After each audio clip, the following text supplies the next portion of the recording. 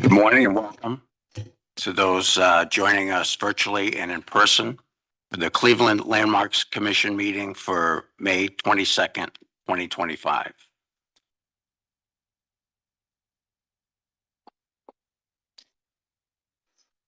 In accordance with notification requirements of Ohio's open meeting law and section 101.021 of the codified ordinances of Cleveland, Ohio, 1976, notice of this meeting has been publicly posted. All boards and commissions under the purview of the City Planning Department conducts its meetings based on Robert's Rules of Order. Actions during the meeting will be taken by roll call vote. Recusal from any case due to a conflict of interest should be stated for the record prior to the beginning of the presentation. In order to ensure that everyone participating in the meeting has the opportunity to be heard, virtual attendees will use the raised hand feature before asking a question or making a comment. The raised hand feature can be found in the participants panel on the desktop and mobile versions and activated by clicking the hand icon. Please wait for the chair or facilitator to recognize you and be sure to select unmute and announce yourself before you speak. When finished speaking, please lower your hand by clicking the raised hand icon again and mute your microphone. Call-in users can unmute using *6.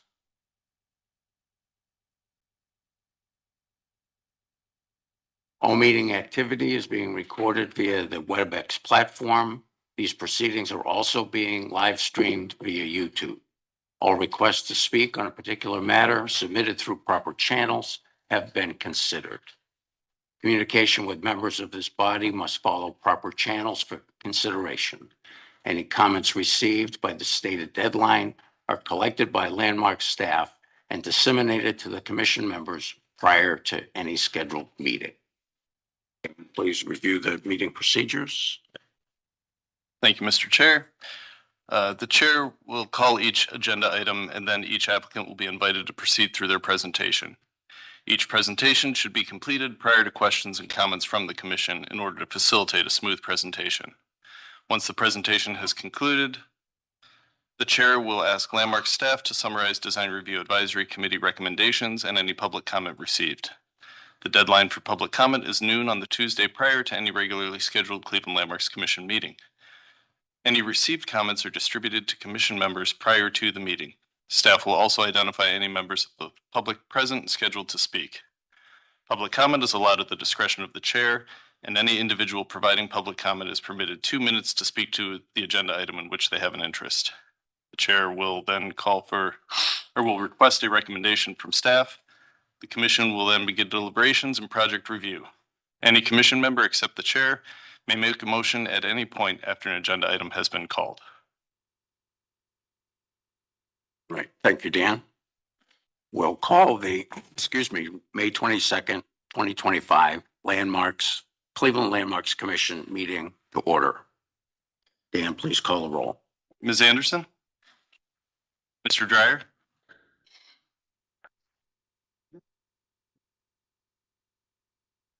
Mr. Dreyer, was that you or? See him there. Yeah, He's muted. I think you're muted, Elm.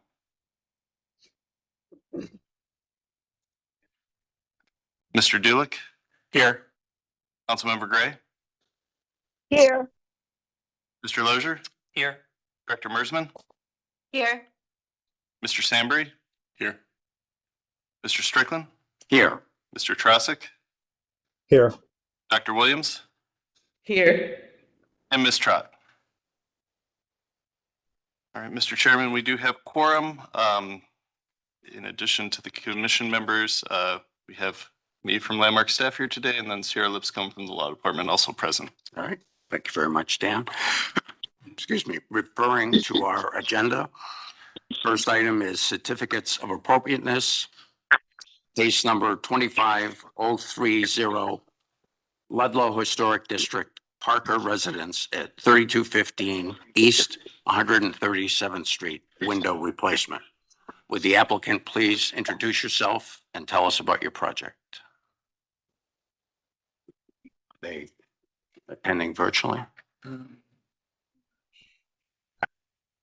Is the applicant for the first agenda item on East 137th Street present online?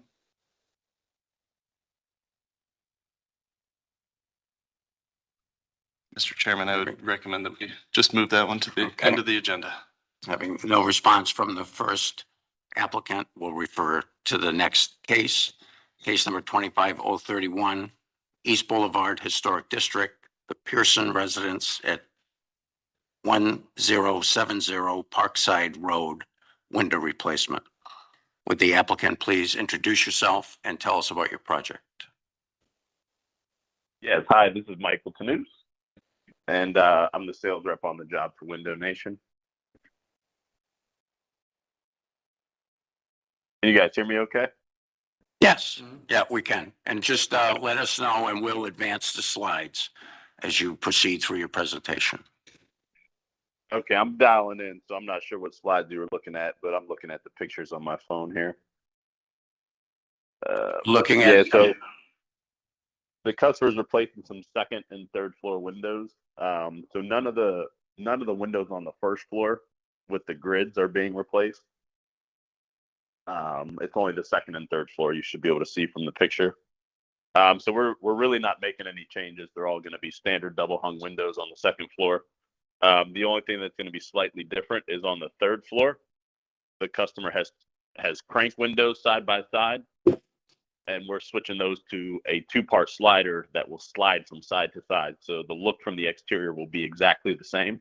And it was proposed that way to as a cost-saving suggestion for the customer. But all the molding will be maintained, like in between the windows.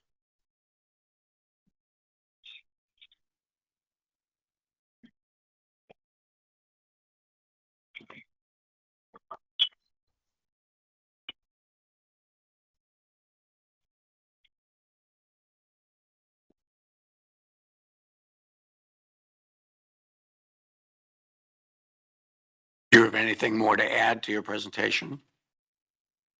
No, that's really it. I mean, it's a pretty straightforward Okay, project. very much. Dan, do we have a design review committee recommendation? Yes, Mr. Chairman, this project went before the Greater Northeast Historic Design Review Advisory Committee on May 6th. The local committee confirmed that this was a sash-only replacement, that the mullion between the windows, particularly on the second floor, would remain intact, and on the third floor, there on the front. And they recommended the issuance of a certificate of appropriateness as presented. Okay, and the staff report? Yeah, so I guess in projects like this, just to go back to some of the photos, the third floor is often treated differently in homes like this, and in this case, there are casement windows up on the third floor. It's unclear if those are original, if those were replaced later, and this proposal changes those from casement to double hungs, which seems appropriate. He didn't say double hung, he said they were sliders. Yeah, it'll be a slider, so it'll actually look from the exterior. It's going to look just like it looks like right now, where it's two panes, two sashes side by side. The only difference is the function of the window. Instead of both of them cranking out, they'll slide side to side. Is that what was presented to the Design Review Advisory Committee? question Oh, is- you know what? You know what? I'm sorry, I'm mistaken. They are double hungs. Okay, I was going to say this. It's a different I'm looking project at than I'm remembering. No, So, yeah. they are double hungs. I'm sorry. All right. Yeah, But yeah, customer changed to double hungs to make it one window. And it was mainly presented that way to save the customer some money instead of paying for two windows. Yeah, and in a case like this, we would usually expect to see double hungs up in the third floor. Oftentimes, they'd be a little more decorative than the rest of the house. Like you'd see a grid pattern, a diamond pattern, something like that. Yeah. But since we don't know what was here, it could have been casements, it could have been double hungs, but staff essentially feels like this is an appropriate proposal based on the context of the neighborhood, the age of the building, and the surrounding houses. So staff is comfortable with this proposal. All right. Thank you very much. And with that, I'll open it up for questions and comments from the commission.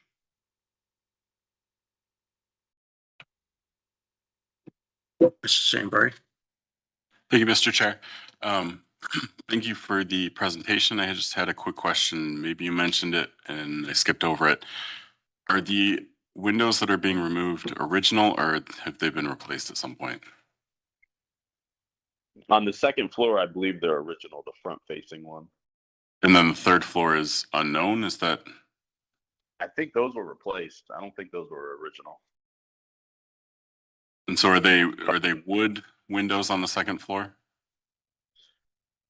I'll be honest, I don't remember from the customer. I would have to ask the customer. I believe the ones on the third floor were replaced already, though. I know those front-facing ones were original. They were original wood. And then the first floor is the original windows or have they been replaced? The first floor is original. We're not doing anything to the first floor. She had some original windows in the foyer with the colonial grids. We're not doing anything to those windows, though.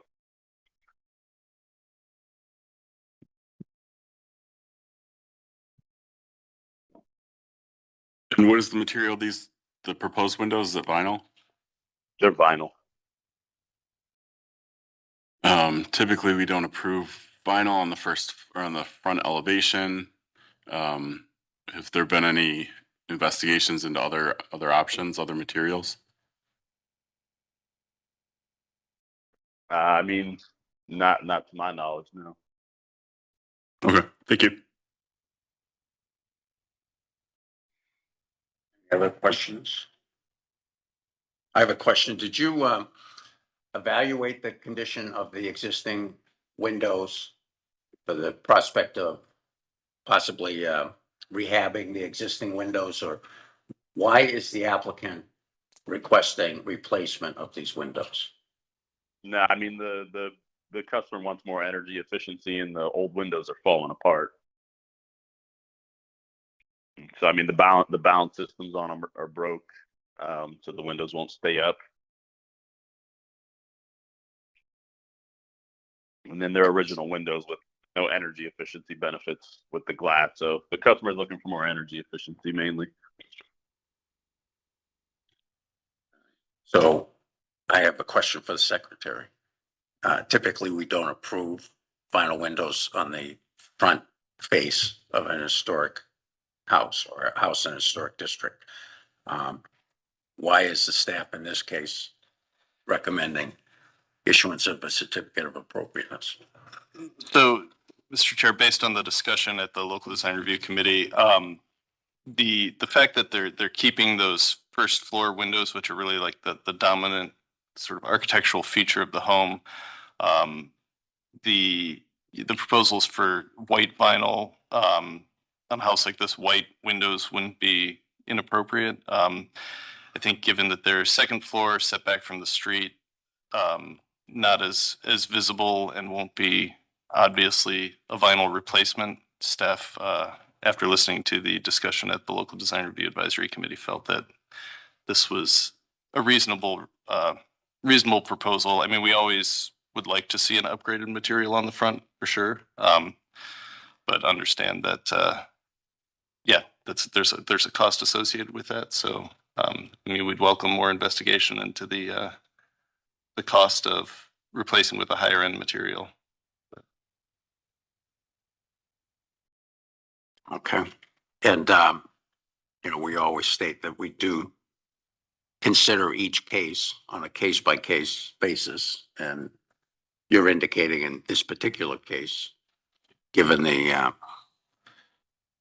architecture of the home and the surrounding homes, that this vinyl replacement is appropriate. Yes, yeah, we feel, as I said, as always, an upgraded material on the front is preferred per our residential window replacement policy.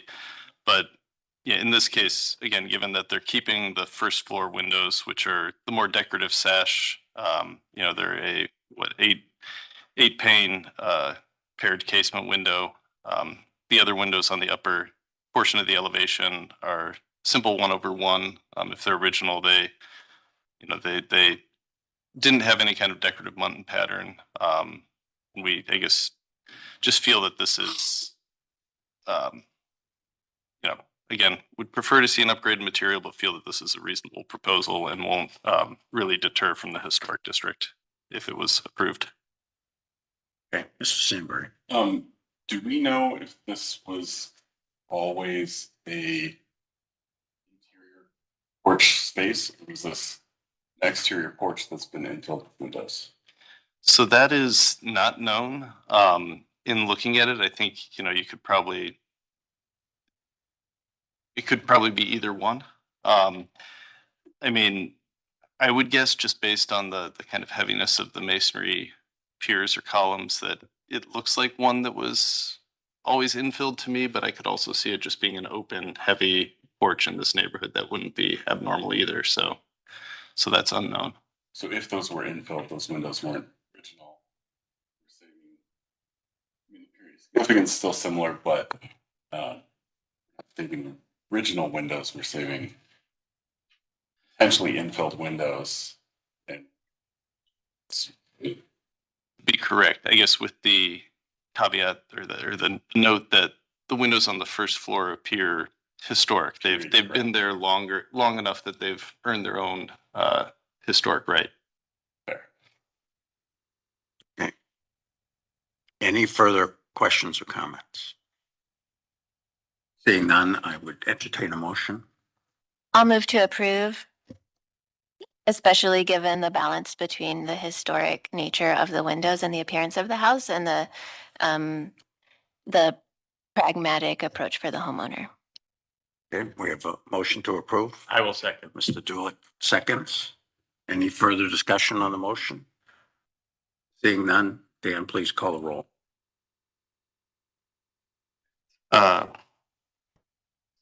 Mr. Dryer, Alan, you're still muted. Looks frozen. Alan, you're frozen.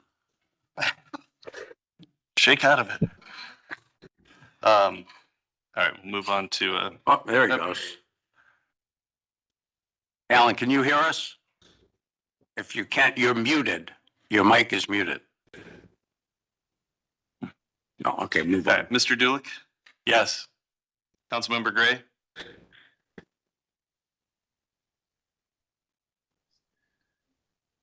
Maybe had to step off. Mr. Lozier, Yes. Director Mersman, Yes. Mr. Sambry, No. Mr. Strickland, Yes. Mr. Trosick, Yes. Dr. Williams. Yes. And I guess that's everyone. Mr. Chairman, the motion passes by a vote of 6-1. Thank you very much. Good luck with your project. We'll move on. Thank you all. Move on to the third case on our agenda, 25032 East Boulevard Historic District. The Artist Residence, 9722 North Boulevard, tile roof replacement. Would the applicant please introduce yourself and tell us about your project? Yes, good morning. My name is Dave Lamp. I'm with Trident Restoration. We are looking to replace the tile shingles that are on the roof now to an architectural, dimensional, and because the customer needs, and you'll see within the photos that there's quite a bit of age on this. There are a bunch of different areas that already have this type of shingle that we're looking to move to, and that's really all we need. She's had a bunch of interior water damage due to the style of this roof, and to put it back exactly the way it is, it would be on what the policyholder or customer could pay. This is an insurance agent, or an insurance replacement, and we're looking to just replace the whole roof with the new dimensional shingles.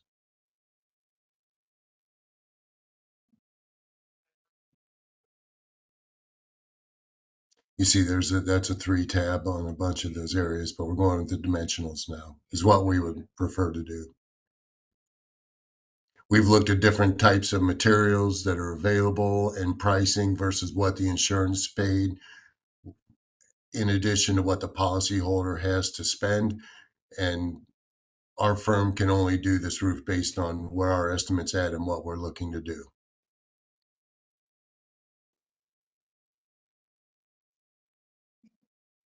Okay, did that conclude your presentation? Yes, and you'll see all the interior stuff we need to get to after the exterior is done. And hopefully we get agreement and we can do this project for, if not, she would need to find another contractor that could handle that.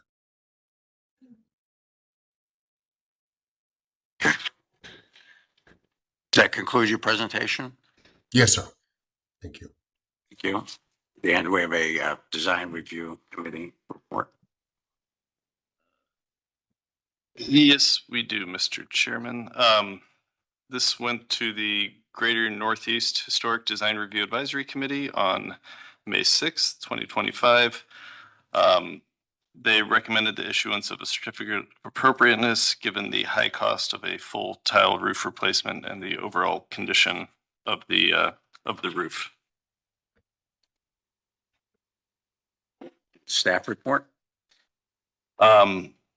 Yeah, staff is certainly sympathetic to the cost issues. Areas of this roof have been replaced with asphalt previously, as you saw from the photos, the dormers, the porch roofs. Tile has a lifespan. Typically, if on your best day, it's 100 years, and this roof is probably at that or exceeding it. From our roof replacement policy, we say if the entire roof is compromised, then replacing the entire thing is often warranted. This is a homeowner who's lived here for, I believe, over 40 years. So they've certainly taken care of the house over that time. And the fact that this is an insurance claim sort of complicates it because it makes it a more fixed scope of the project. So, I think staff would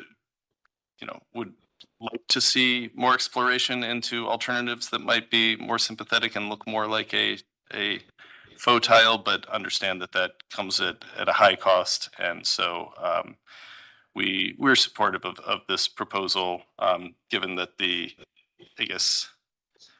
roof isn't as architecturally dominant as it is in some other houses with tile roofs, especially in this neighborhood, and that the replacement they're selecting kind of has a terracotta color, so I think it'll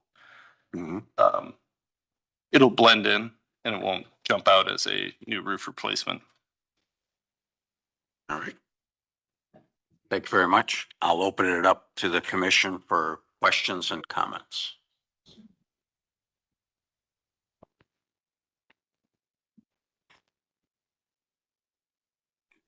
Anybody online?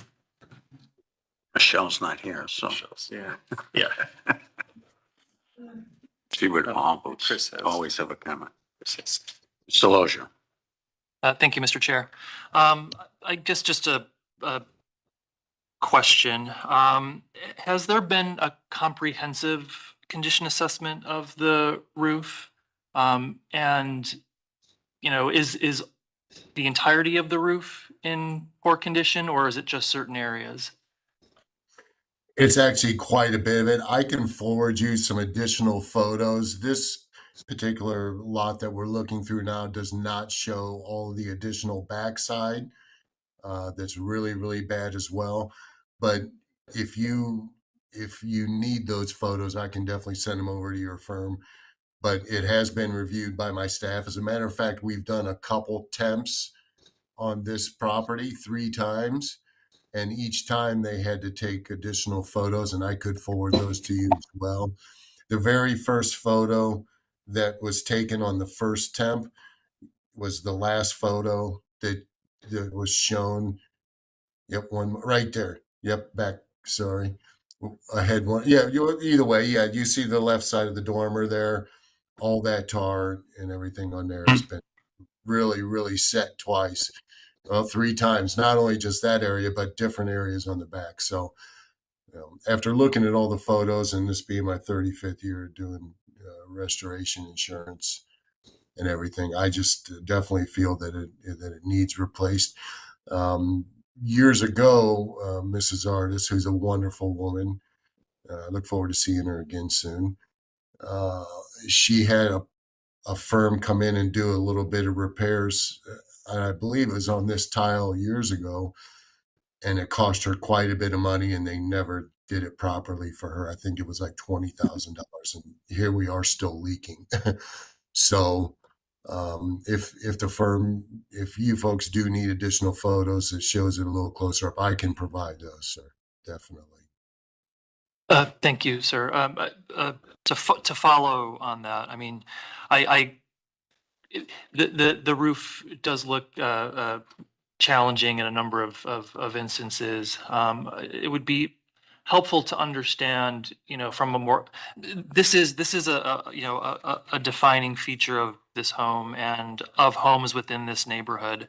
So, the removal of this is, part of sort of that contribution to the neighborhood is and would be unfortunate, but I completely understand, the condition that this roof is in.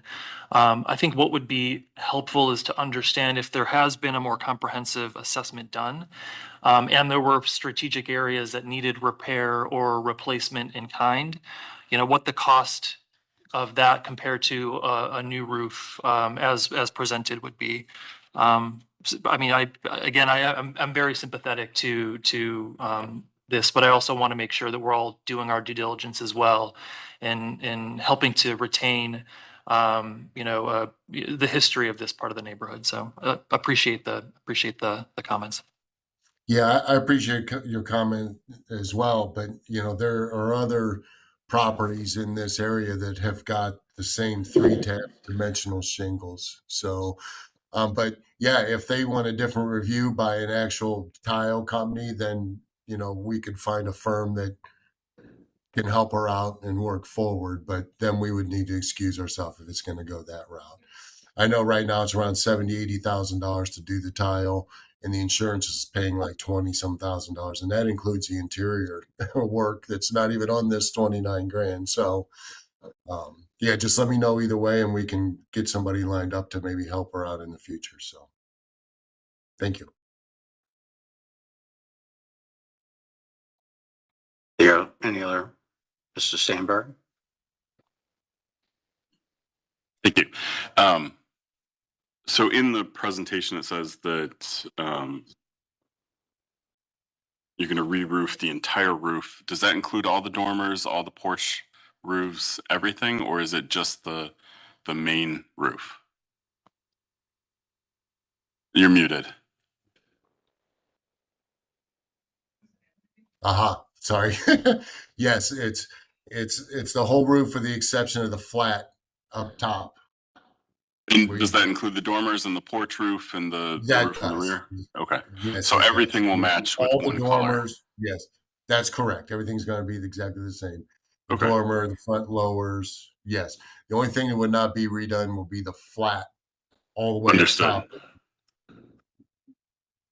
Understood. sorry, Thank what's you. Okay, thank you. Yeah. Yep. Sorry. All right, thank you, Mr. Sandberg. Anyone else? I'll add my comments here. This commission has seen cases like this on many different occasions, especially on West Boulevard. Several cases come to mind, and we always bemoan the fact that we're losing this beautiful architectural feature on a home. But I think we need to recognize the tremendous expense associated with even repairs of tile roofs. And then you have to deal with the fact that it might look like a patchwork job and really not be architecturally pleasing in the event that you're just trying to affect patching the roof.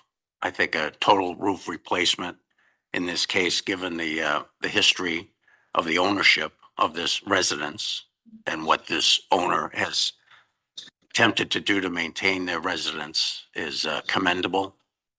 And I think that the quality of the replacement asphalt shingle, dimensional shingle, and the color are totally appropriate as a substitute for a tile roof replacement or repair.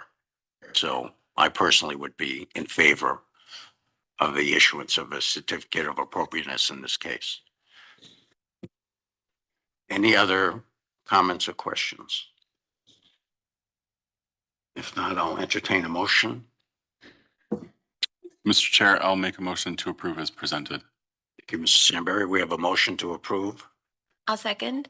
Director, we have a motion and a second. Any further discussion? Seeing none, Dan, please call the roll. Mr. Dryer, Yes. Mr. Dulick, Yes.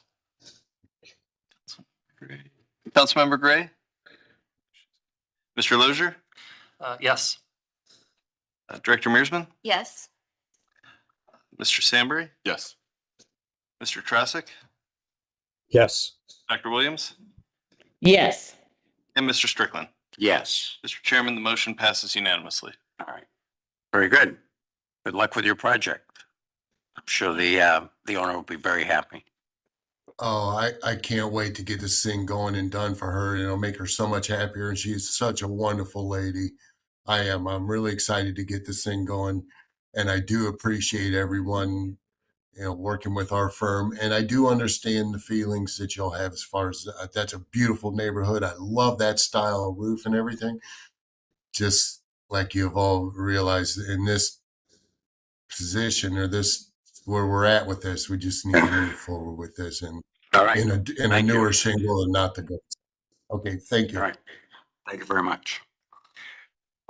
We'll move on to our next case, case number 25024, Holy Resurrection Church for Cleveland Public Theater at 6201 Detroit Avenue.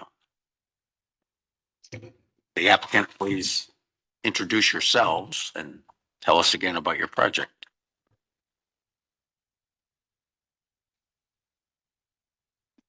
Good morning. I'm Peter Bohan with Prospectus Architecture.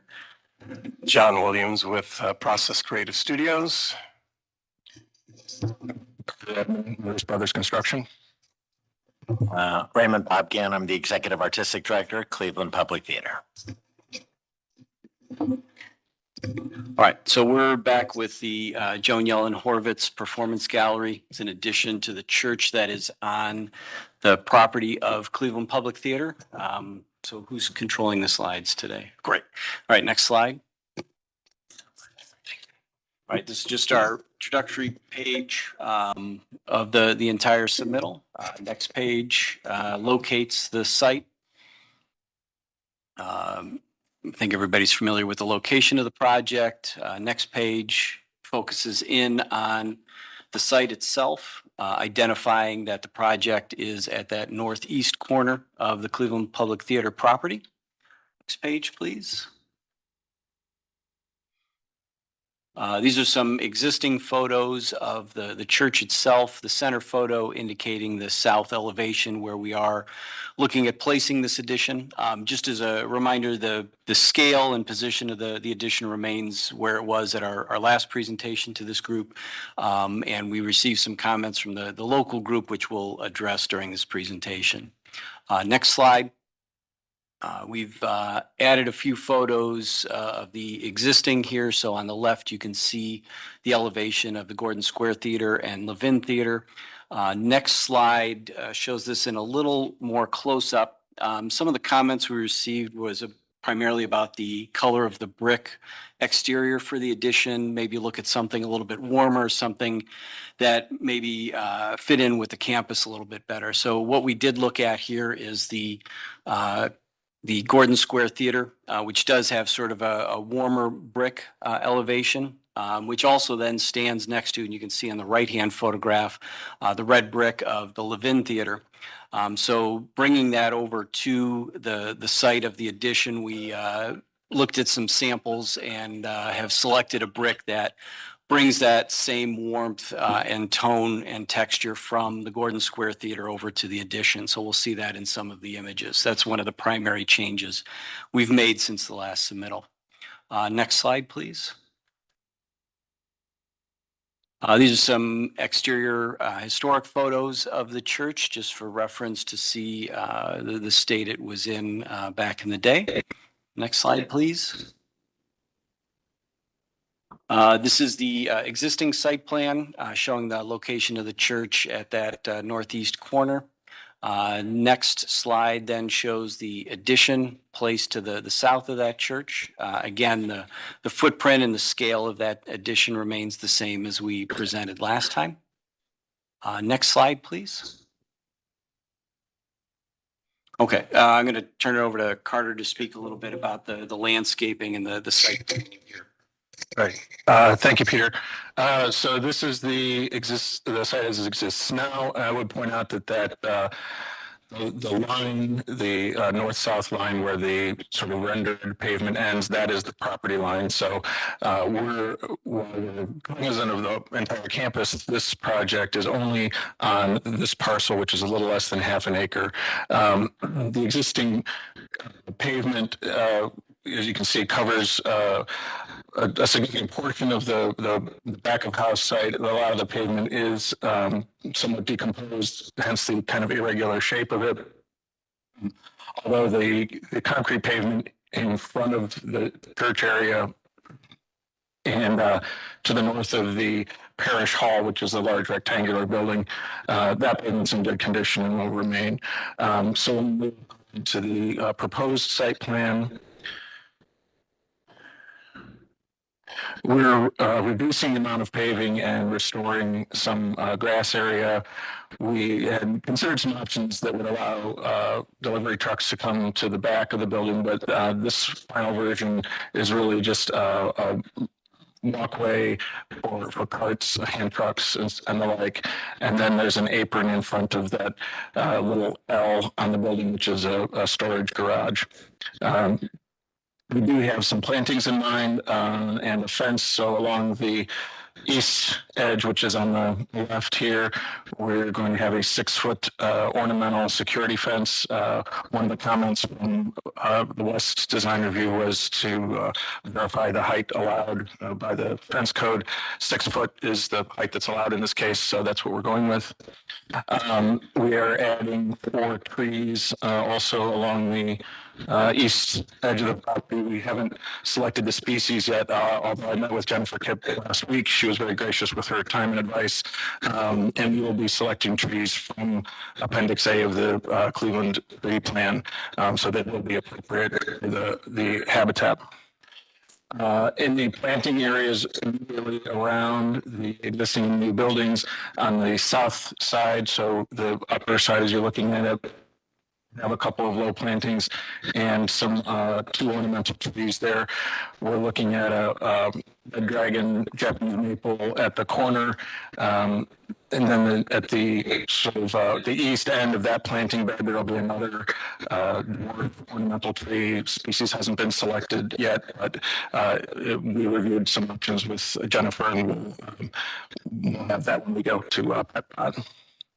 On the north side, there will be some low plantings there, perennials, bushes, and shrubs, which we'll look at in the next slide. At the West Design Review, they recommended a couple of more vertical trees there to give it some punctuation. We're a little bit hesitant to have trees so close to the building. That is a pretty narrow bed. And in fact, there is one tree at the northeast corner that's right up against the building that's going to have to be removed. I did make Jennifer aware of that as well. Its roots are right into the foundation. So that's going to have to go. So the solution we came up with for this situation and having those vertical punctuations is to replace the 2 existing Bradford street trees, dwarf columnar ginkgo trees, which would still provide the visibility, also getting rid of the invasive Bradford pears. So if we go to the next slide, we'll see some of the plantings we're contemplating. Obviously, this will have to be coordinated with availability and once we have a landscape contractor on board. But in the upper left is the red dragon Japanese maple that's widely available. shouldn't be a challenge to get. There's a dwarf stewardia, which we're considering for the second location. The Weeping Dwarf Purple Beach is off the list. We think that that location is a little too harsh for it. And then in the upper right is the ginkgo, the columnar ginkgo that we're suggesting for replacement for the 2 street trees. A couple of options for the perennial shrubs at the bottom. Maxbury azalea, if available, rhododendron variety Edith Bosley, which is a lovely dark purple, or perhaps some red chokeberries, which we know are very hardy and would thrive in that scenario. So that's our site and planting plan.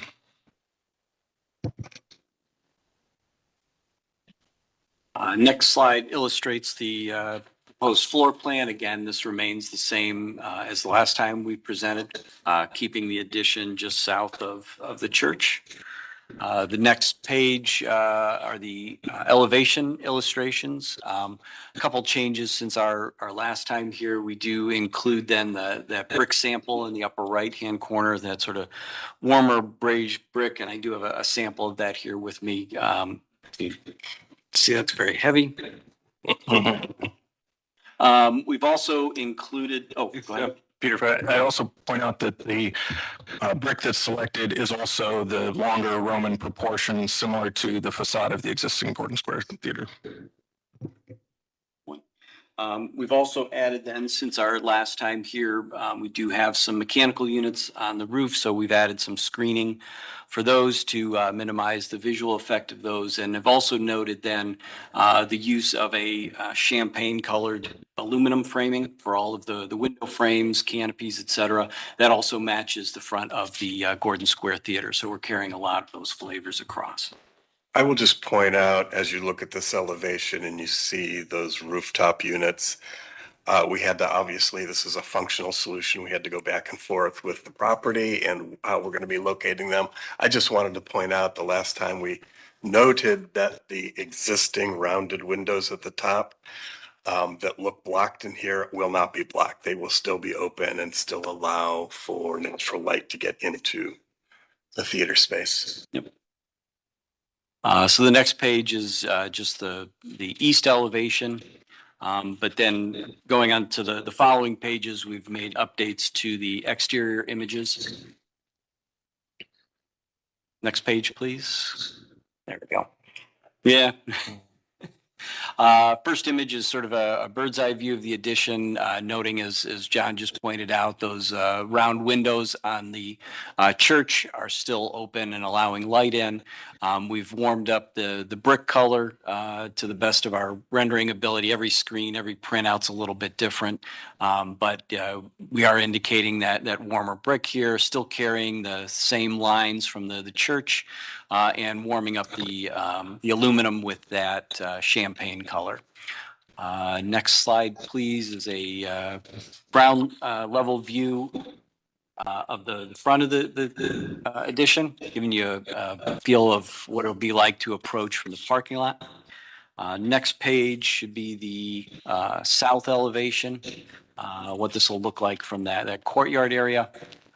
And then the next image we did add as a request from our last meeting, a view approaching from the east along Detroit there, so you can see that you get just sort of a peek of that east side of the addition there, trying to keep it minimal. We've even located doors and windows away from that corner just to keep it as low profile as possible. And that concludes our presentation. Some other statements then? Yeah, I just want to make sure that we address all the things that Historic West had commented on. One of the things they actually put as a condition was to repaint the domes. We had originally had a concept of preserving the domes in their existing condition, catalyzing the rust and putting a coating on that.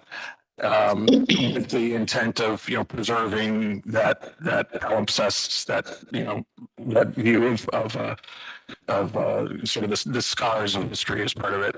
So we did reconsider that. We actually had a substantive debate about the merits of either repainting it, and by the way, it is painted steel, it's not copper.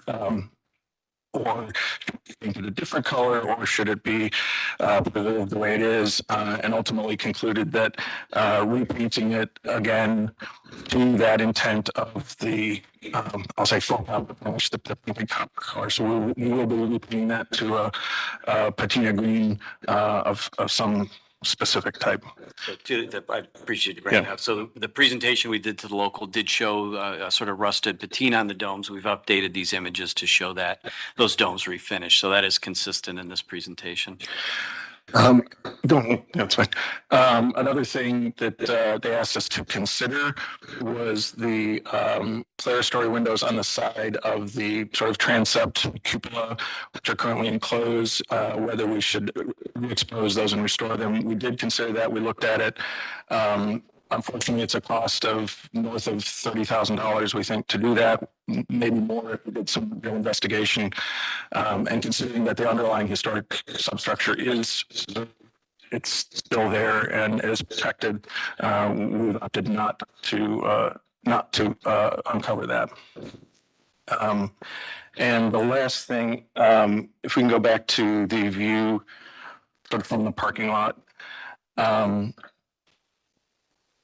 There you go. There you go. So there were some comments about the signage. If I recall, they liked the Cleveland Public Theater sign, but had a concern about the monument sign being too big. That's another thing that we had an extensive conversation about. We talked about, can we move it? Can we change the shape? Should it be smaller? One important consideration that I think really tipped the balance for us is there's a lot of potential destinations when you kind of pull in to the theater, and we want to make sure that it's very clear from a distance. So this is shown pretty close to it, but when you first pull in, we want to make sure you can see that, and there's no confusion between that entrance and the church entrance, which we're trying to minimize, as we mentioned before, with some plantings and so forth. So we would like to keep that sign the way it is. We're still working out some of the very specific details of how the lettering is illuminated and so forth, which we would be happy to follow up with staff about. But we really feel that given the wayfinding needs of the campus, that's the appropriate location and size for that sign. Anything else? No, Okay. thank you.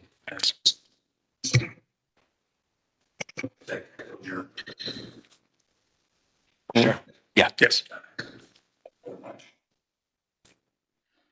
And did this go back to design review? Yes, Mr. Chairman, this went to the Historic West Cleveland Design Review Advisory Committee on May 7th for final review. They recommended the issuance of a certificate of appropriateness with the condition for the existing domes / bell towers to be painted, investigate historic colors or green options, which they have done, consideration to restore the covered arch windows in the roof, which the applicants have responded to today, consideration for landscaping and dome / bell tower lighting, and the study the sound impacts of the RTU, and study and refine landscaping, study the height and scale of the sign, and the recommendation for a 6-foot fence. Sounds like each of those items were addressed in their presentation. This updated staff report. Yes, thank you, Mr. Chair. Like you said, staff feels that the applicant met most or all of the recommendations from not only the final review of the local design review advisory committee, but also the schematic review of that committee and this body. I think the only issue, I guess, that came up kind of was that idea of maybe moving, like how close does that mechanical screen have to be to those windows? Like if it was on the other side, I think that's a debate you could go back and forth on the merits of either. Related to structure as well. Gotcha. It is over a bearing line, and also bringing it out would bring it away from the windows, but it would also make it more prominent on the elevation. Understood. So yeah, staff would recommend approval. All right. Thank you very much. With that, we'll open it up for questions and comments from the commission. Mr. Dulick. Thank you, Mr. Chair. My apologies, I was on vacation. I can't apologize for being on vacation, but I will apologize for the fact that Some of my comments would probably be more appropriate at a conceptual level, but it looks like it's developed along the lines that we're very much presented with that. So us forgiveness in advance for that. Not to say that this isn't a absolutely fabulous project going in a really good direction. I did listen carefully to a couple times to the conversations that were had at that April meeting, and fairly robust. And I think a lot of conversations around really what the core of our mission here is as commissioners. I heard three words that really stood out in the whole thing. By the way, probably been the best mission statements I've ever heard, personally. I think a lot of us share that. I heard relationships, and I heard details, and I heard love. And I think those three things are what really are important. I see those as part of the core of what we do in Landmarks. It's really part of our purview to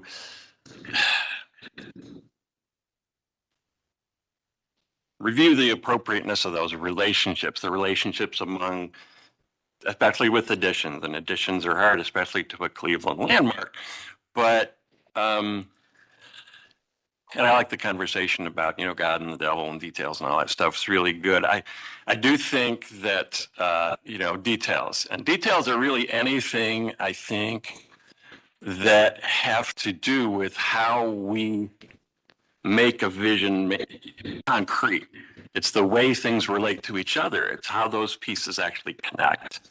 And I think that they're metaphorically related to the kind of personal relationships that I think this is the primary purpose of this project. What goes on inside this thing is what this is all about. But it does really get us back to, I think, our purview. I think our angels and demons kind of wrestle it out when we're getting into these details. And I have to say, I firmly believe, even in the context of some of the conversations from the April meeting, I think everybody here is on the side of the angels. So towards that end, I think that I just want to make a few suggestions that I really don't think change the party very much, but I think they might change what your experience and how it might embody both the values of the institution and I think the values of what the purpose of this commission is. Sure, for your consideration, because I think box is appropriate, modern's appropriate. I mean, all those things are appropriate. Horizontal lines appropriate. But I think when we really talk relationship, I think it's the actual connection of the building. And if we go to the plan, I just want to put out some thoughts for consideration. I look at how the new addition meets the existing church. I always thought of the church as kind of this big, hen or something is kind of nesting there on Detroit, and though it's on what's conceived as the back, obviously it's an Orthodox church, the altar has to face east, it's all part of the mix. So, but I think that there's kind of a bit of a symmetry of light that is part of the inherent architectural character of this church. I mean, turning a church into a performance space, it's a wonderful thing. The thought was a few things. The actual material and nature of how this addition, this modern addition, meets the existing brick. I know a lot of other additions to landmark buildings have let that be glass, and I feel pretty strongly that it should be looked at to how that glass might be. I think the relative amount of glass doesn't really necessarily need to change, but I think it's that connection between those two. So you really see that, and you see the continuity of that wall. It should be more than a joint, I guess. Then the other thought I had was, can that really, that relationship not be a box? Because I do have concerns about kind of laminating this historic facade, even on an interior space, which I know technically isn't our purview, but this is an exterior wall that we are being asked to talk about the appropriateness of how that works. It occurred to me that there's a circulation on the outside of the building, which is quite nice. But what if you literally flip the toilet rooms around? and gave some natural light to those toilet rooms and really let that connection between the lobby and the backstage be a space where everybody involved in this, the way this mixes actors and patrons and everybody, really let them experience that relationship kind of between that new thing and that old thing and really let people move along that wall. Other thought was, can that become something that actually lets some light in from above, whether that's a simple shed skylight? I know I'm talking budget and stuff like that. I get that completely, but I just wanted to follow through the thought that at least as an opportunity for me to present how I see our mission as a body, but also what I see as a really, really positive effort. But I feel like it can be even better. I mean, I just have to say that. And you get a team with this, not to flatter anybody, but you get a team with this level of kind of vision and talent and experience. And I guess I expect that next layer. Now, specifically what I'm suggesting may not be what you do, but my request is really to take another pass that how the relationships within the building and the exterior connections to the building really can be enhanced and taken even further, that I think would further embody the spirit of the National Park Service guidelines that we're tasked with enforcing or with promoting at the very least, and really let that happen. I mean, everything else about it, even the breakdown in scale. Personal taste, it seems a little busy for me. I prefer something simpler, but that's not necessarily what I'm suggesting, other than if you would explore a way where we actually take what I think is an important symbolic experience, which is turning a church into a theater, make that connection into something that people experience, make it into a space. And that space, I think, is really reflective of that inspiring mission, to have those two things really happening. And this building, she's a tough old Romanian bird, I think she can take some more oomph, for lack of a better term, from a architectural perspective, and whether that's simpler or not. But as far as, making it clearly new, keeping it simple, box-like forms, I think all of that is really positive. So, again, I would have said these things had I been there at the conceptual proposal, but I'm hoping it's not too late for your professional and personal consideration. As you know, architects never stop thinking and adjusting and planning and detailing. And these are really, really interesting comments, and I don't know that we would push back necessarily. We are a little obsessive and did study about how old meets new at that point. And what is not clear here, and which I don't think we may have mentioned it the last time, but there is a small black brick band. So you have new, old, and then just a hint. We didn't want to be overt with it.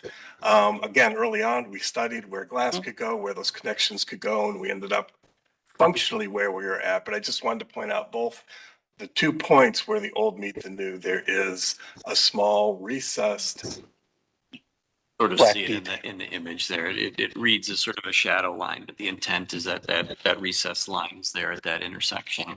and it's small, it's minor, but yet it drives me nuts when you see old meet new, and that had not been thought about or addressed. No, and through the chair to the applicant, in all admiration and sincerity, I understand that we've all struggled with these. That's our demons and angels, right? I mean, that's a hard line to balance. And I guess what I'm suggesting is that for this particular, almost your sing and don't stand so close to me, because I do think that there is a need for space. I think particularly because of the importance of the missions of the building.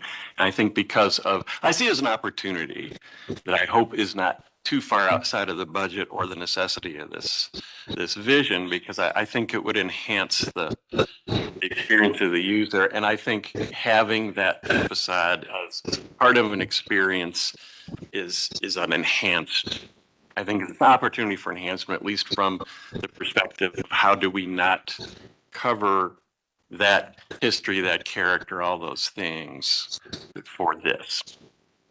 Through the chair to the committee member, can I ask for some clarification? Are you saying a piece of, that there should be glass where the building connects? And are you saying flip the bathrooms? Are those the two? That's basically Can I it. summarize your two main things? Those are my two main things. I would really like to see that, yeah. So just two comments, if I may. Sure. One, the exterior of the building currently, the windows were replaced in, I don't know, 50s, 60s. They don't look super awesome, right? So I'm going to have to think about that as an interior. And it's one thing on the exterior, but it feels very different on the interior. I'm afraid if you do that, you're going to have people coming into this building that are like, this building hasn't been done yet. Personally, I completely disagree with our own choice of doing patina on the cupolas. I personally would like to see them decay. But the argument actually that these three gentlemen shared with me is like, hey, that's you, but other people are going to feel like you didn't finish the project. And honestly, I think by exposing that wall, it's going to feel like we didn't finish the project. That's my own personal opinion. The second thing I just want to share very briefly is the amount of community engagement we had in this planning process. This was brought up by the councilwoman last time. We've actually had 4 what I would call community meetings. The first one took place in 2019. And was with 75 local artists. This is a diverse group. Majority of these are residents of the city of Cleveland, and majority of them actually, if you look at that group, it represents the city of Cleveland. The second meeting was on June 6th of 2021. This is around 75 local artists again, different group, but similar demographics. And then we hosted a focus group of 10 artists and community leaders. These are particular people who have been involved, say, in Mosfet, Cleveland, Al Otterby, or in Teatro Publico. That group of 10 also weighed in on the design. And then on 10/25/2025, this group came in to present the plan to the staff. But I just want to say, like, this isn't like staff. These are like residents of the city. And they weren't just responding as staff members, they're responding as community members. So I think we've had a really robust direction. I appreciate that you're saying the direction's in the right way. But I do want to just note that there's a comment that was made very early on. Not all this is a quote from an artist, not all communities see a small Orthodox church as a place where I am welcomed. And I just want to say, like, hey, we're in this tough little spot of making a church into a secular public venue where we want people to feel welcome. So although I want to keep the historic building, like, underscoring that throughout the experience inside the building might not be the best way for people to feel welcome. So in that way, I might push back more from a perceptual viewpoint than maybe from an architectural viewpoint, or even personally, like, I'm very compelled by what you're saying because I love that building. But I also really wonder about how the people I serve would respond to that interior being switched. Up through the chair to the applicant. Thank you for that. I completely agree with the patina thing, by the way. I think that was an awesome idea. And I love the notion that you kind of freeze that snapshot in time of the weathering, because I think it's stunning. And I think it sends a very different and really positive message about what architecture does, what this means in the community. I would just push back on the fact that I think people understand that. In this, certainly we do. I mean, full disclosure, we had, when this was first for sale, looked at this whole complex, but look at this for office, which of course was a horrible idea. The first thing you come in is you say, oh my God, this wants to be public, but it feels so much like a church. How do you transform that? I feel like what I would imagine, even keeping it substantially as it is, like almost like the less you do to the existing from an alterations perspective, the better. Because I do think that contrast is really clear in the exterior design. I feel like what I'm asking for is to craft that relationship in a way that has the potential for another layer of meeting, even in those conditions.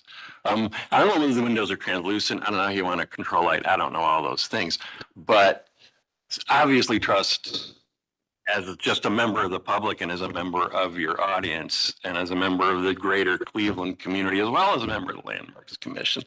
I think obviously trust your judgment regarding all of those things, because you not only know it best, this is the institution that has truly transformed this neighborhood and many, many lives in the city of Cleveland. I'm just asking for the architecture to take one more step further to make that manifest as architecture. I guess I don't think that's too much to ask, especially because I do think it is within our purview to say the preservation of that facade is a big part of our mission. I think it's very important.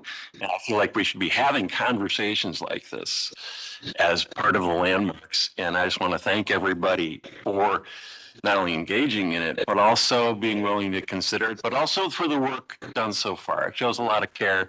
It shows a lot of thought. It shows a lot of love. But I will finally say that, love is, it's easy to talk about. We all love it, right? And I think, but relationships really, it can be harder to talk about. I think details are that angels and demons thing. I'll say that, love is something you see in action. And I think that's what CPT does. I really do. I think that's what we try to do as architects. And I think that's what we try to do as a Landmarks Commission, is really have that when you see something, you know that it was done with love, or at least with more thought than I will say. I mean, I appreciate the shadow line, but I feel like the difference between something that's more maybe a graphic gesture and something that actually is more spatial is an important thing to think about. And I strongly recommend you all consider that, because I think it could really make the project better. So, thank you. I think those are very thoughtful comments. And just really details. Actually, just on Tuesday, we were talking about, we're ready to get into some really nitty gritty details. If we could go to the floor plan, that brick detail at the building interface, but also potentially some subtle corbelling details to pick up other emulations of the church facade, and the interior details as well. And we're just starting to really think about materials on the inside. And I think one of the things that's going to be really important to that relationship that you're talking about is the portal from the lobby into the church, where you will see the exposed exterior brick, and that's actually taking advantage of an existing window opening, taking that down to the floor and making it a portal that you pass through. And what is the nature of that? What is exposed in the cut there? How is that finished? I'm thinking about the Kermu House renovations and the portals through the existing brick walls that they did there. So listen, there's going to be an excruciating amount of attention paid to all these conditions, I can assure you. That's what I'm banking on. Thank you, Mr. Dulick, for those very thoughtful comments. Any other comments from the commission? Okay, Mr. Lotion. Thank you, Mr. Chair. I also want to commend this team. I think this is a really, I appreciate the evolution from the last time we saw it to this time. I think that there's a lot of really good momentum and good thought that's gone into sort of that evolution. I am also very intrigued by my colleagues' comments about are there opportunities to celebrate the existing structure more? And again, I don't know if that's ultimately, I think going through the exercise, I think would be enlightening, for lack of a better term. Though the final result may not be, necessarily different from what we're seeing today. But that said, I do want to highlight one of the comments, which was, I think that while I appreciate the consideration for how this structure meets the existing. I would also too like to see a little bit more breathing room between the church building and this building. I think it wants to stand apart just a little bit more, so that you can really appreciate that connection a little bit better, and really maybe celebrate that connection a little bit differently than it is today. And I think that's similar to as you go around the backside too, thinking about how that, you know, how it terminates in the rear as well. And maybe there's a similar consideration there. But I think that this really wants to feel like it's connected, but still its own, piece of architecture. So I'm interested if you all do look into this a little bit more, what other opportunities that might allow for. The second sort of thing that I wanted to maybe just talk a little bit about is the necessary evil of the rooftop screens. The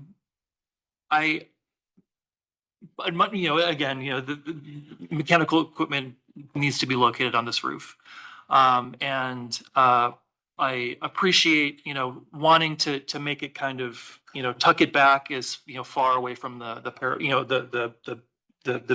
building edges as possible. But I think, can you also think of this as an asset or a feature to the overall design? So instead of trying to make it disappear, is there an opportunity to make it work a little bit more harmoniously with the massing that you've created with this building? When we look at the elevation, again, it's tucked closer to the side of the church. It doesn't really relate to. I think it could relate to the overall massing a little bit better than it does sort of in its current position. So, it's really sort of this, the partie of this building are these blocky masses.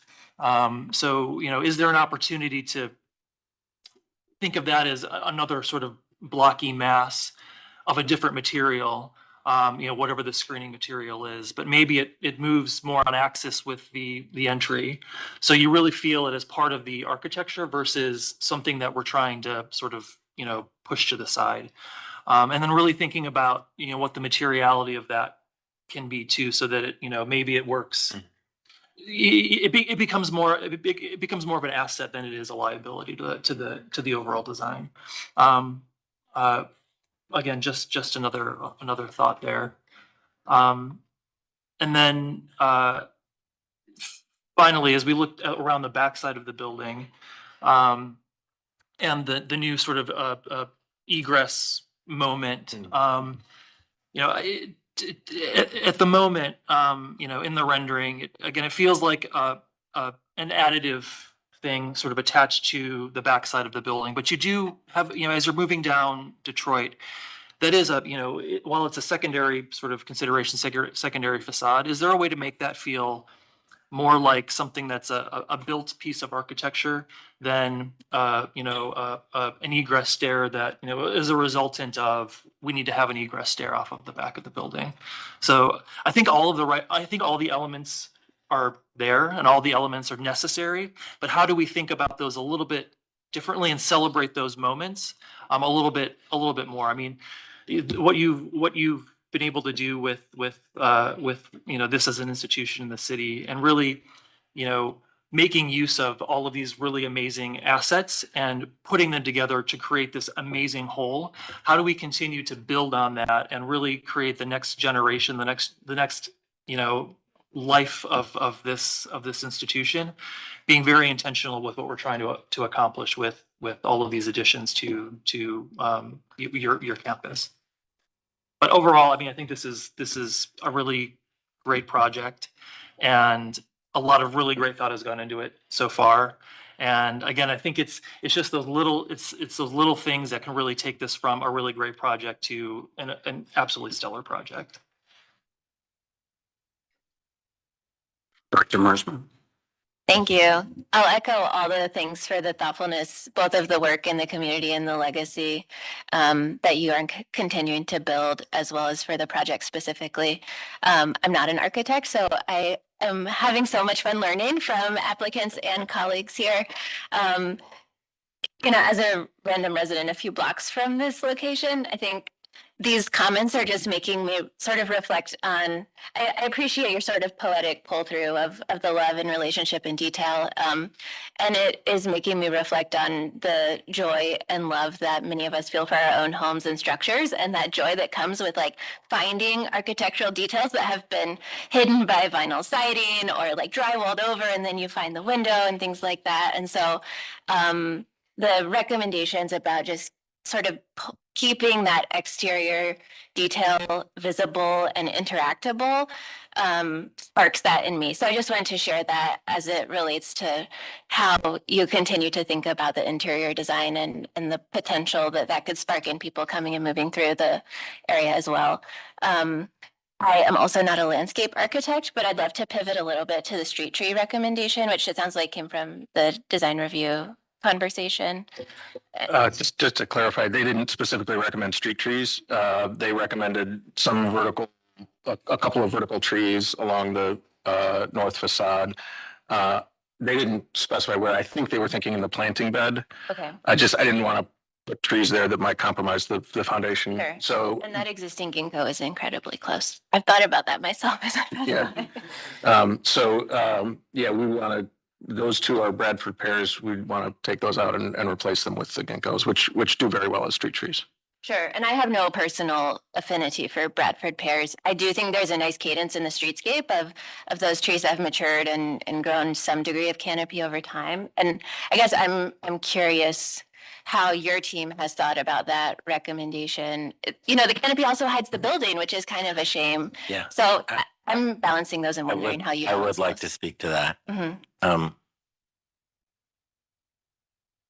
going to look at this from a historic and potentially look at this from an anti-racism lens. When the Gordon Square Arts District was formed, the original concept came from Cleveland Public Theater and director James Levin. And we have been an organization that, compared to other theaters that are not specifically a theater of color, we're one of the only theaters in the nation that has a long history of producing majority of work by artists who are Black, artists who are Indigenous, and artists who are people of color. So it was very disappointing that analysis was not looked at when the original tree plan was made. And we brought this up multiple times. So in the Gordon Square Arts District, they chose to put trees in front of one of the three theaters, the only theater whose majority work was by BIPOC artists. And we objected many times, saying, you don't put trees in front of a theater. Who does that? You didn't put them in front of the Capitol Movie Theater. For the most part, although Near West Theater is set back, you have a grand viewpoint as you drive by. You just look, boom, there's that building. Yet our building was disguised and hidden. And every time we brought this up, I was told by the architects and by my council person that these trees would be virtually invisible. Okay, I was told they would only reach a certain height. They have almost doubled the size that I was promised. I was told that the foliage would be pretty transparent and not thick. It wasn't. In my opinion, the city owes CPT a huge apology.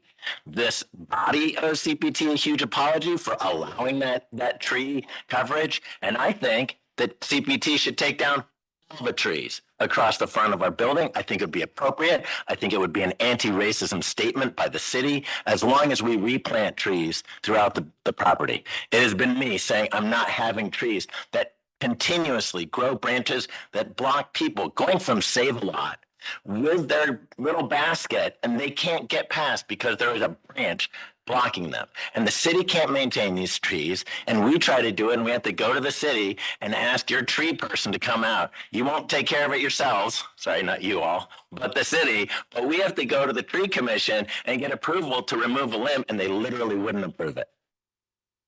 and it's blocking people, right, from moving. So honestly, like, the city, in my mind, does not have a lot of trust from me about your aesthetics about trees because of what's happened historically. The Bartlett trees are completely wrong. They should never have been put there in the first place. We're actually investing in trees that aren't even on our lot in this plan. I would like to, like I said, remove the trees later on in front of the facade of the building. We'll have that conversation later. But, you know, we're willing to invest in better trees because it's better for the people we serve. We would think that the Cleveland would support that. So those, sorry to wax poetic, but you just like touch one of those things that it's just been really painful to watch happen and to watch comments being made about the history or the analysis of it being dismissed and being told things like trees are neutral. Streetscapes are literally saying there is an aesthetic consideration to streetscapes, but not a sociological, historical, or racism. This is neutral, and it's not neutral, right? And we all know that. Thank you for all of that context and for working with our organization through all of that process. I wonder how the recommendation for the ginkgo, so the recommendation is to replace the existing Bradford pears with the columnar ginkgos, Yeah, is that right? the two that are right in front of the church. Okay. Those two are Bradford pears. The other four right there, I think two of them are Bradford pears, two of them are something else. I don't remember. Okay, I don't know that landscaping is totally part of the purview of this commission either, so we can also talk about this more offline. But to me, especially understanding that context, I would be really interested in exploring further, like, why just those two? Does it make sense to have a more regular solution for all of the trees fronting the property? Understanding the anti-racist and cultural explanation, like thinking about, you know, there's also rich ethnobotany that could be drawn from, like, is ginkgo the right one? It just feels like there's a lot here to sort of think through more and potentially address some of the opportunities to improve. I agree. I think it is not, we're not bringing anything up, you know. I think ultimately we're going to replace whatever trees we can, and we will remove whatever trees we can. Again, I think it will be prudent. I think it's more attractive, et cetera, to remove the two trees that are actually in front of the main campus. That's not seen here. I think that would be appropriate.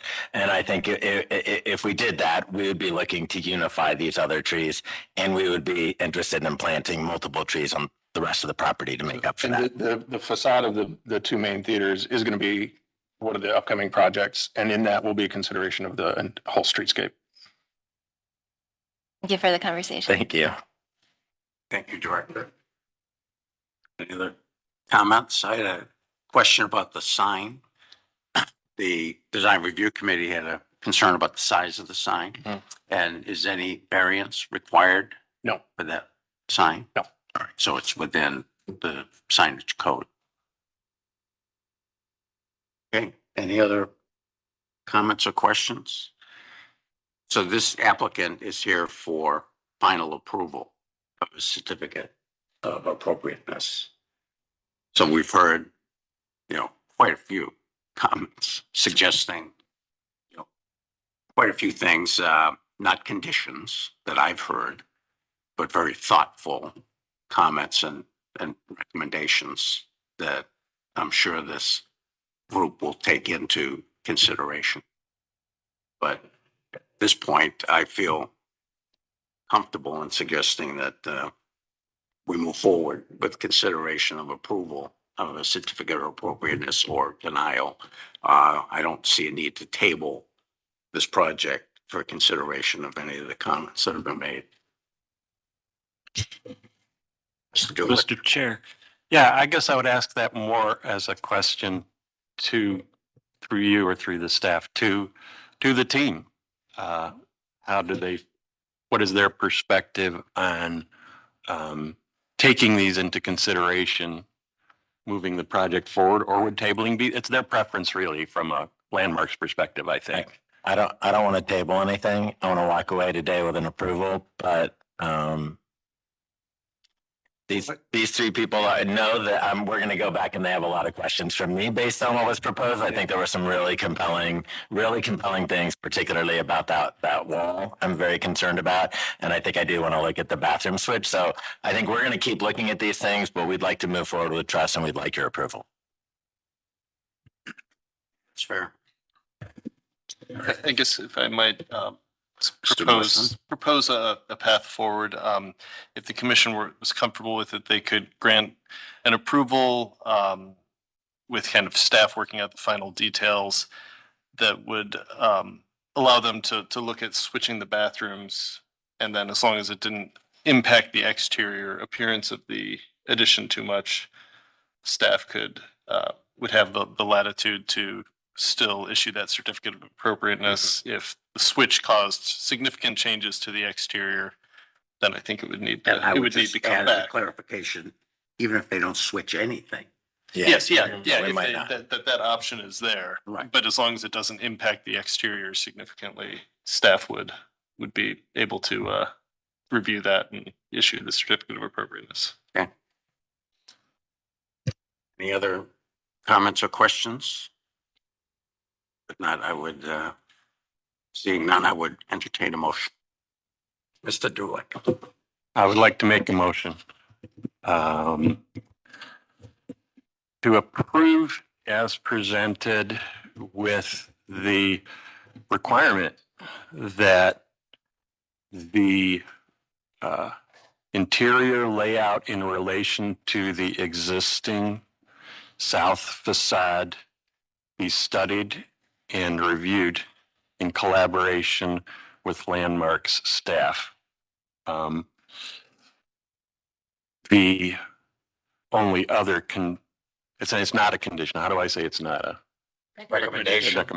The recommendation is that should the exterior be altered through the potential inclusion modifications to the design, that would also be reviewed by staff, that they would not have to come back to this entire body because I believe I think it's pretty circumscribed. Do I need to go into detail about the specific conditions, or is that general enough? I guess I would also mention that includes the mechanical penthouse as well. The screening. The screening or the mechanical, that whole assembly at the top, to study that in relation to the facades. We have a motion. We have a second. I'll second and ask Mr. Dulick if he would agree to the addition of a recommendation that the applicants work with planning and capital projects on the streetscape elements as you're moving forward with your entire campus. And we can maybe administratively assist. Absolutely, Director. All right. We have a motion and a second. Is there any further discussion on it? Seeing none, Dan, please call the roll. Mr. Dreyer? Yes. Mr. Dulick? Yes. Councilmember Gray? Mr. Lozier? Yes. Director Murray? Yes. Yes. Okay. Councilwoman Gray. All right. Yes. Mr. Sandberg? Yes. Mr. Strickland? Yes. Mr. Trasick? Yes. And Dr. Williams? Yes. Mr. Chairman, the motion passes unanimously. All right. Congratulations. We'll be very much looking forward to seeing the project move forward in whatever form it takes. All right. Thank you very much. All right, we'll move on. There's no indication that the first applicant has. I have not, I don't see anyone who, unless,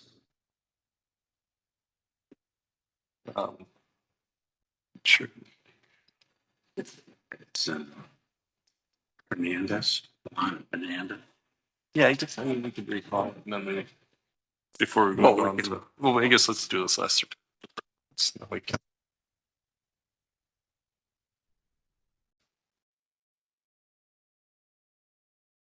Move on to our fifth case on the agenda, case number 24089, Clinton West Boulevard Historic District, the Marion Seltzer School at 1468 West 98th Street demolition. Mr. Chair, I will recuse. Mr. Do it. Would the applicant please introduce yourselves and tell us about your project? Good morning. Morning.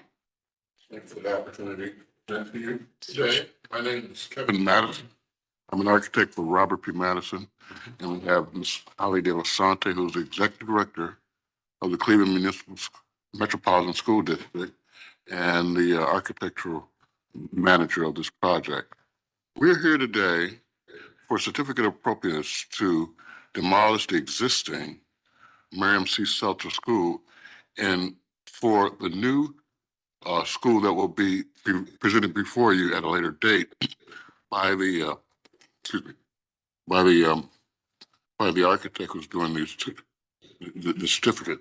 So our school is located on the west side at the area between Detroit, Madison, West 98th Street, and West Boulevard.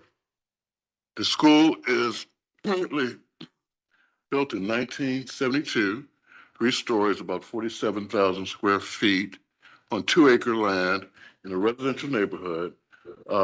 And adjacent to the school is the Cadell Recreation Center that will remain.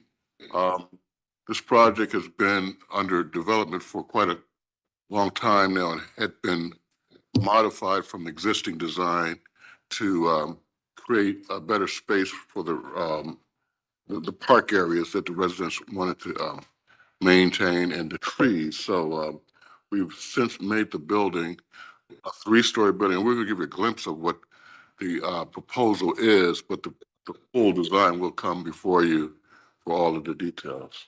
Next slide, please. Next slide, please.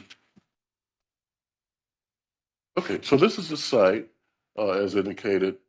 On the site, you can see to the very north, there's a historic clock tower that's going to be remaining. Our project has moved south. So this kind of gives you a general sense of the area of Detroit to the north, and to the west is the Cadell Recreation Center. And then if I can go to the next slide, we can show you the proposed area of the new project. This is the zoning area. It's multi-family mixed use. And we were looking for a conditional permit to allow for the school to be built. Next slide, please.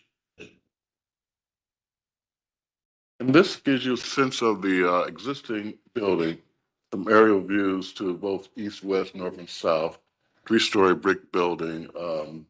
And it currently has been reviewed for consideration of renovation and modification to meet the standards, but it cannot do that based on the sizes of the classroom that the state and the school district requires, and also security measures in the entryway.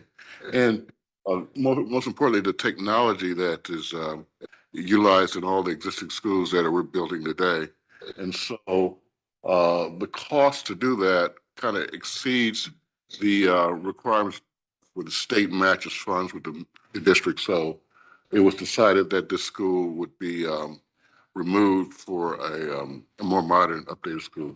Next slide, please.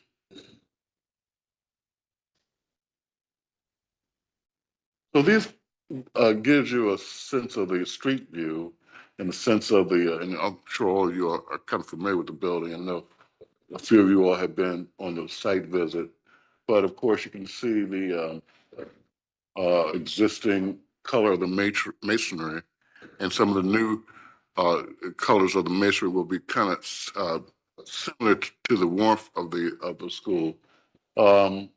And then there's the West 98th Street and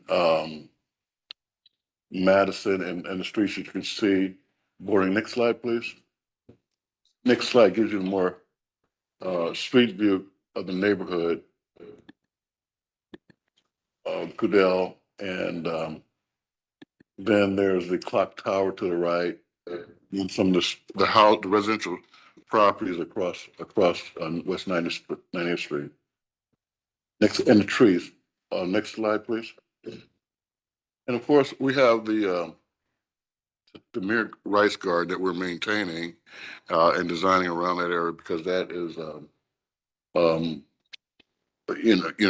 landmark in its own right, and we're keeping the sensitivity of that space as it relates to Cudell and the new school.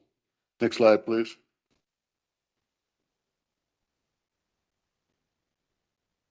These are some of the interior sites, slides of the existing spaces of the 1972 school that's been utilized for quite a few years now. Next slide, please.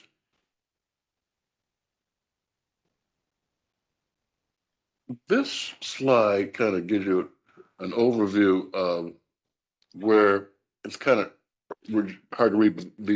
The orange graphic kind of represents the massing of the school and how it will be laid in relationship to the existing school that's going to be demolished. Next slide, please. And give you a sense of the scale of the mass that we're the new school does. And also this slide here represents the trees that we're trying to maintain, as many trees as we possibly can. The trees that we're going to have to remove are indicated with the little red dots. And that's just because of the nature of construction, rooting systems and things of that nature, adjacencies to the underground storm retention that we'll have to include on the site and other things. But we also will have new trees that you will see with the new design that will be presented to you in a few weeks, I think in June, to replace some of the trees. But the idea is to maintain as many trees as possible and remove only what's necessary. Next slide, please. Okay, so this kind of talked a little bit about some of the bullet points of the salvaging conditions that we related to, that we looked at for the requirements for the new school, security being one, class room sizes, technology, and other items. So next slide, please. And this is just a mass diagram of the new school that's being proposed. It's somewhat of an L shape. It will have a bus a drop off that is on site off of West 90th Street. Those blue indicators are the playgrounds for the K kindergarten school, and a slight indication of the new trees that are going to be developed around the school. And then in front, there's a building and staff parking. We also have an area that will have the dumpsters on the an enclosed area that will be presented to your group when it's completely designed. Next school, please. Slide.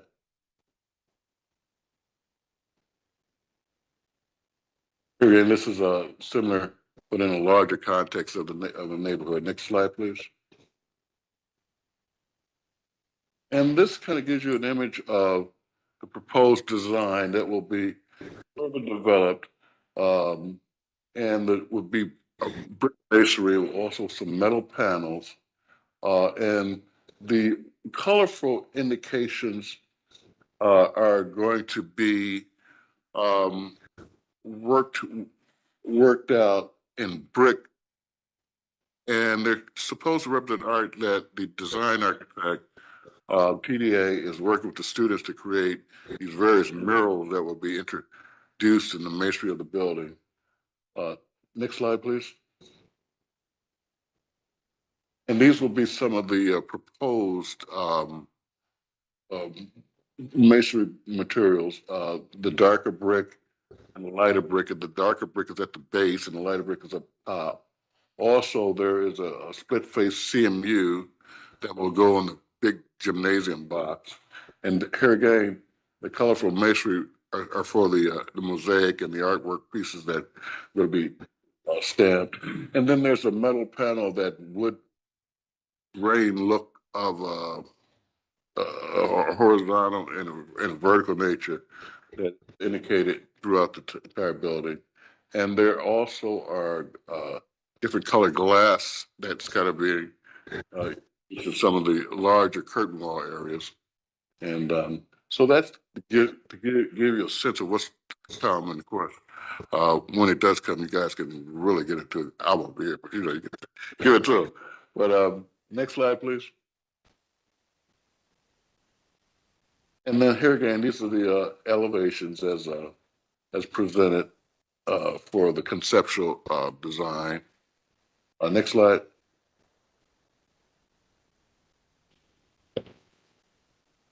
And this kind of gives you some things that we talked about with the new site development. There's going to be a soccer field that's maintained. There's going to be integration between the playgrounds of the Kudell area and the new school. Also, you see a little bit of a diagonal piece that's coming off of the Kudell parking lot. And that is because of the fact that we met with Lieutenant Olesniak, and you have certain requirements, as you well know, to meet certain distances for their aerial trucks. And so that little, and he's looked at it and given a conditional approval just to get closer to each and every elevation of 4 sides of the building. So that's that little piece that helps us to do that. Next slide, please. And here again, slide was already presented, but these are the trees that are, the red ones are the ones that are there to be removed. And the green ones are the ones that are being maintained. And of course, the criteria architect will, review it with Jennifer Kipp and make sure that it meets all the approvals, because in that those schedule, those talks about the trees, and the types and things that I can't even read it, but it's there for the presentation. But that will be enhanced in her presentation. Next slide, please. And so this is kind of the end of our presentation. Ms. Delasanti, would you like to add anything, or are there any questions for our? And in terms of schedule, we're looking to try to get the project moving sometime this year, like demolition to start.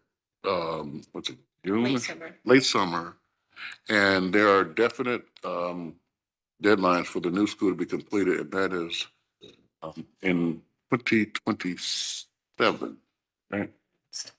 August. Okay. So we ask for your certificate of appropriateness for the removal and demolition of the existing infrastructure. Great. Thank you for your presentation. Thank you. Did this go to design review? Yes, it did, Mr. Chairman. This went to the Historic West Cleveland Design Review Advisory Committee on May 7th. They recommended the issuance of a certificate of appropriateness with a condition to provide a drawing with the staging and perimeter fencing being shown, and then a legible copy of the tree preservation plan. So their last couple slides seem to have covered those issues. I'm sure if we blew up the tree preservation plan, it might be more legible. Just on the screen, it doesn't. Not that easy to see. But. Okay. And the staff recommendation? Yeah, I guess staff would like to just note that we did complete a site visit of this that had some of the commission members there on October 7th, 2024. And I guess it doesn't sound like there's going to be any space between the demolition and then when they kind of want to get rolling with new construction. So we're expecting to see the new construction come before this body next month at this point. So we're happy to see this project kind of back on track and rolling again, and staff is supportive of the proposal today. Thank you very much. We'll open it for commission questions and comments. I'll just note that we've seen this project in several different iterations, I would say, over the years. And primarily it was modifications and additions to the existing structure. And I seem to recall it being much closer to Detroit in prior iterations.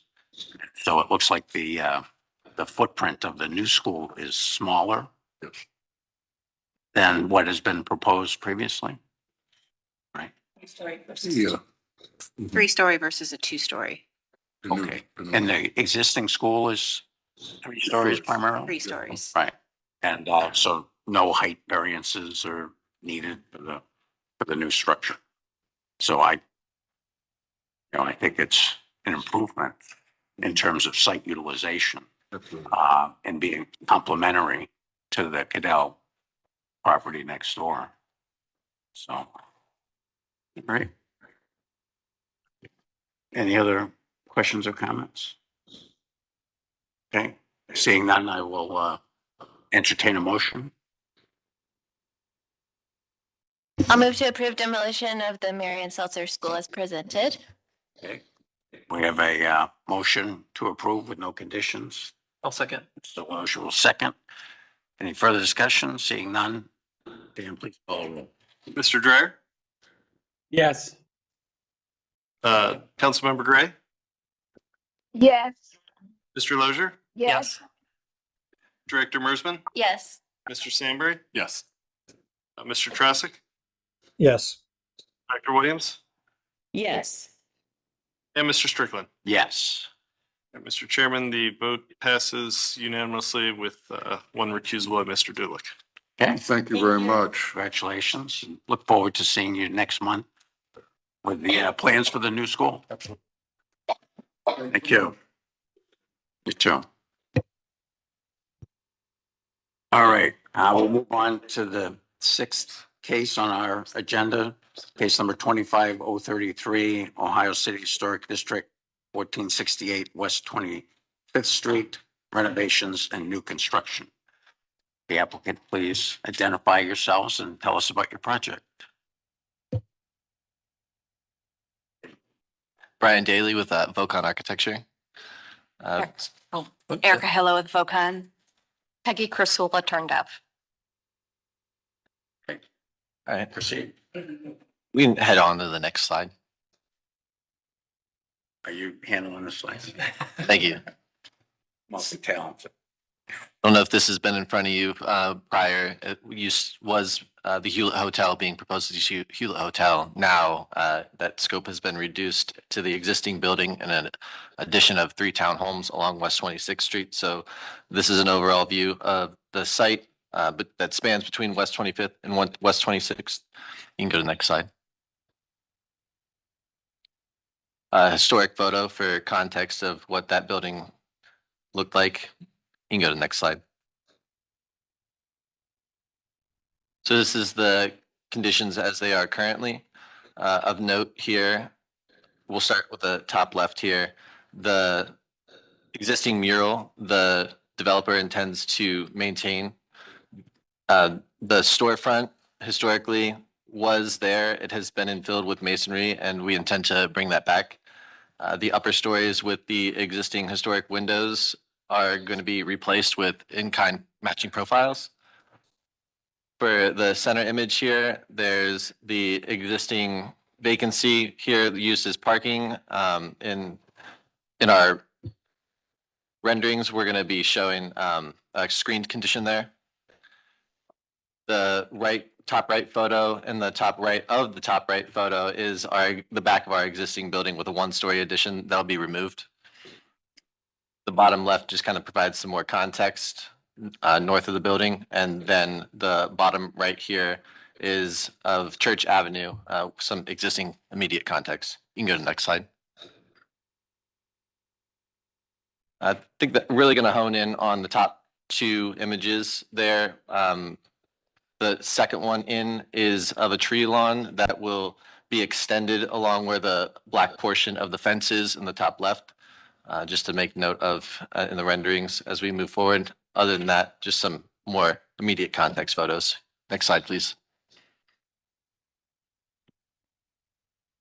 These are within the landmarks district of how storefront has been treated there. And so that's kind of what we picked up on within our design. You can go to the next slide. Just a general understanding of the landmark district that we reside in with the zoning applications that we have for the site for the use groups are local retail business, and we have PRO street frontage along the existing building. Next slide. Just a zoomed in context photo for the aerial. So the eastern or western portion of that building is the 1-story that'll get removed and retaining the West 25th existing building there. Then for the parking, note the existing parking along the northern side there that'll be retained along the existing building north. Next slide.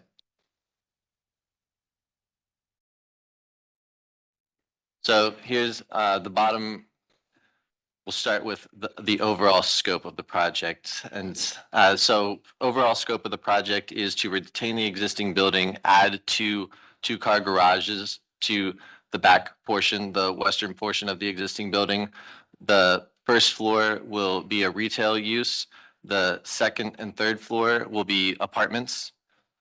For the West 26th portion of scope of work, there's going to be introduced 3 new townhomes that are 3 stories.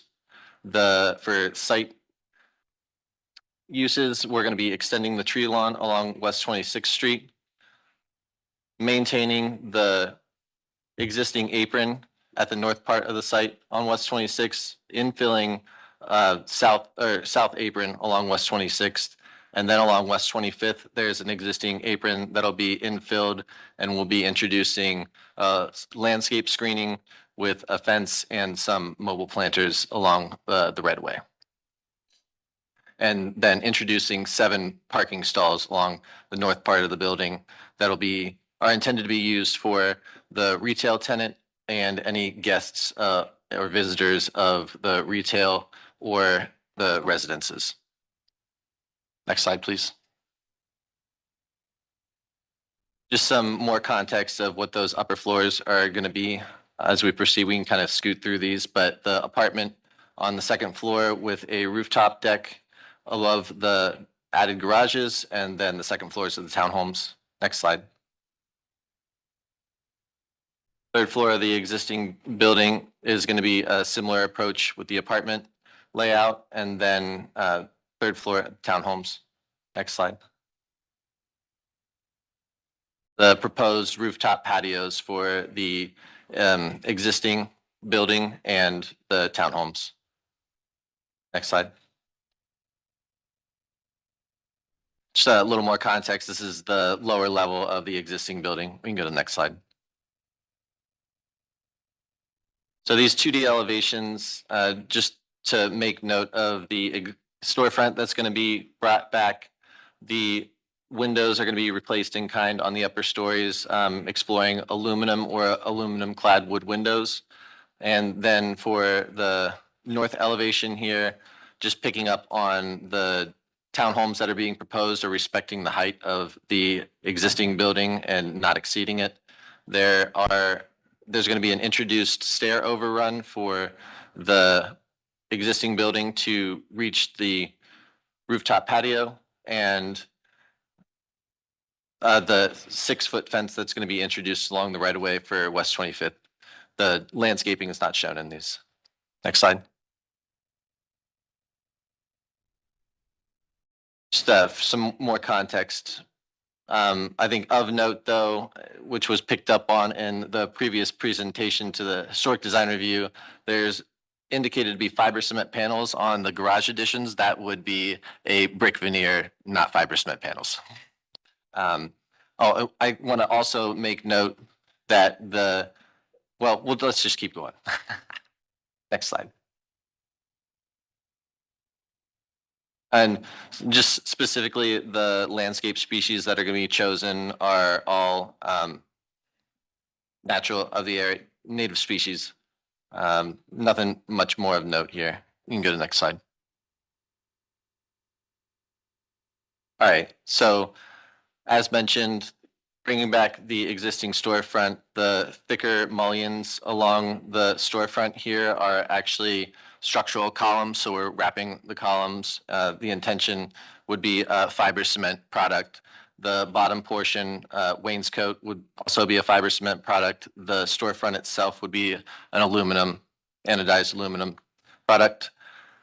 The upper windows that will be replaced will match the historic profiles. It was asked for clarification during the historic design review whether or not the third floor would actually have arched glass. Yes, it will. And then for the second floor, double hung windows that'll have trim infill on the arches there. The northern portion of the building is going to have, those are all new openings. The double hung windows there will also have the historic profile to match. Then on the bottom portion here for where the screened parking is using some tall arborvitae species and some other plantings in the landscape area there with the mobile planters. And then also the stair overrun here be a Nichiha fiber cement panel product that has brick patterning to it, and it would be painted to match the existing painted brick. The existing painted brick is going to be repainted with a Sherwin product that we'll see the color later on. Go to the next slide, please. A southern view of the building with the existing mural that'll be retained. Not much to add here other than the comments from the previous one. So slide, you can go to the next slide. This is a view from the intersection of Church and West 26th. And proceeding to the next slide, we'll give a better view of the townhomes. So further north on West 26th Street, the material of the townhomes is going to be brick clad and with contemporary brick detailing that picks up on the historic details of the neighborhood. So note the horizontal banding on the interior portions inset there, and then the window, below the windows and above the window, brick insets. You can go to the next slide, please.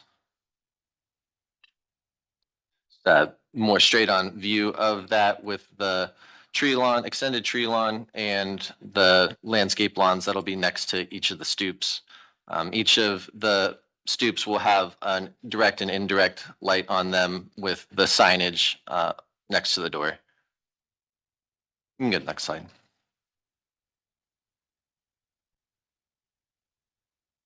This shows a better view of the backside of the existing building that will have windows reintroduced to the rear, matching the historic profiles. And you can also get a better view of the garage additions there for the existing building. You can go to the next slide. Just a view from the Detroit area, similar to the one we were just seeing. Next slide. So there's two slides here that are the products that'll be used. This slide indicates the products that'll be used on the existing building. So the fiber cement Nichiha product with the brick look that'll be used on the stair penthouse and the elevator overrun. And that'll be painted to match the existing painted brick, which will be painted Sherwin Red Barn. An example of the window that'll be used here would be an aluminum clad wood window or aluminum window that's being explored and to match the historic profile. And then the lights, the bottom light is a direct indirect light that's being used at the residential entries and commercial entries. The upper light is for where the parking would be illuminated on the north side of the building. An example of the style of glass guardrail that'll be used on the rooftop patios. And then an example of the garage, carriage style garage door that'll be used on the two garages added to the existing building. It'll be black in color with an upper portion of glazing. You can go to the next slide, please. These are the products that'll be used on the proposed townhomes along West 26th. A white brick masonry, casement and fixed windows that will be black aluminum clad wood windows. The fiber cement panel would be used on the stair overrun for the rooftop access. There's the light similar to the existing building for the direct indirect that'll be used at the stoops and the garages. Same style rooftop guardrail. And then for the garage doors themselves, contemporary take on the carriage style garage doors with a black trim and a white laminate glass infill. Next slide. Just some cut sheets of the lighting fixtures, and I think that takes us to the end.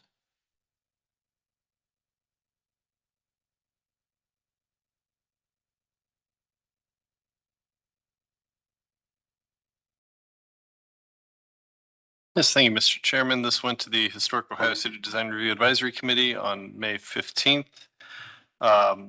They recommended approval with the additional details and fenestration being added on the north elevation of the new townhomes, and that the screening on the west 25th elevation, kind of screening the parking lot, be made more open and welcoming. So, All right. Yeah. Staff report. thank you very much. Yes, this has I guess gone through some process in addition to the Ohio City Design Review Advisory Committee. They've attended their PEPUP meeting. They were actually at the Planning Commission. Was that last week? Yeah, Friday, for a conditional use in the PRO. There's an issue with the 3 parking spaces, surface spaces closest to West 25th Street. They were asking for a variance to be granted so that they could park within that 40-foot setback that's required within the pedestrian retail overlay. And that portion of their variance request was not granted. It was kind of determined that they would come back when they had a tenant for the first floor, and then that tenant, when they applied for their certificate of occupancy, could bring their parking plan then, and they would evaluate the parking demands and move forward with either allowing the parking within that 40 feet at that point or not. So that, I guess that portion of the plan, those 3 spaces aren't allowed by planning, so they won't, even if this body approves them, the plan today, those won't be allowed at this point. Yeah, so I guess staff would recommend approval with staff reviewing the final details, colors, materials, etc. Was this getting the historic tax credits for the building that fronts on 25th?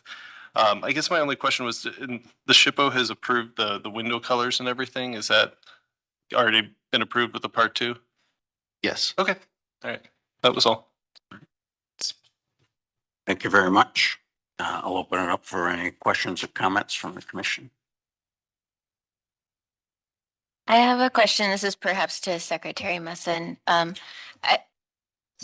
Have we talked with the applicant at all about the transportation demand management strategy for this site and if it applies?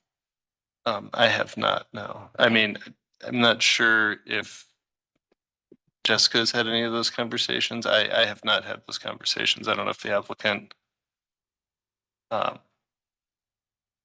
Yeah, I believe an initial analysis has been done on transportation demand management based on providing, well, actually, you know what? I might be misremembering another presentation during PetPod. My problem too. There's too many projects rolling around. Yeah, I don't know that discussion or analysis has been made yet.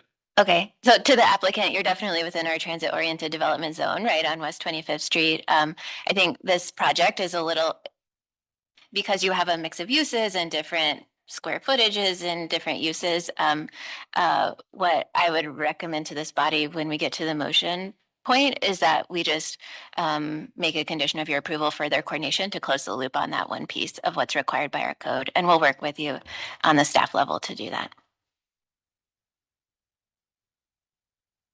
I have a question. The proposed parking, is that for the retail tenant as well as the tenants for the apartments? Correct. Tenants for the apartments with the intention that if they had guests over, the guests would be able to use that parking on the off hours of the retail. So it would be kind of be flexible parking spaces. Looking at the site plan, is that a gate coming off of West 26th into the parking lot? Correct. How is that going to function for the retail use?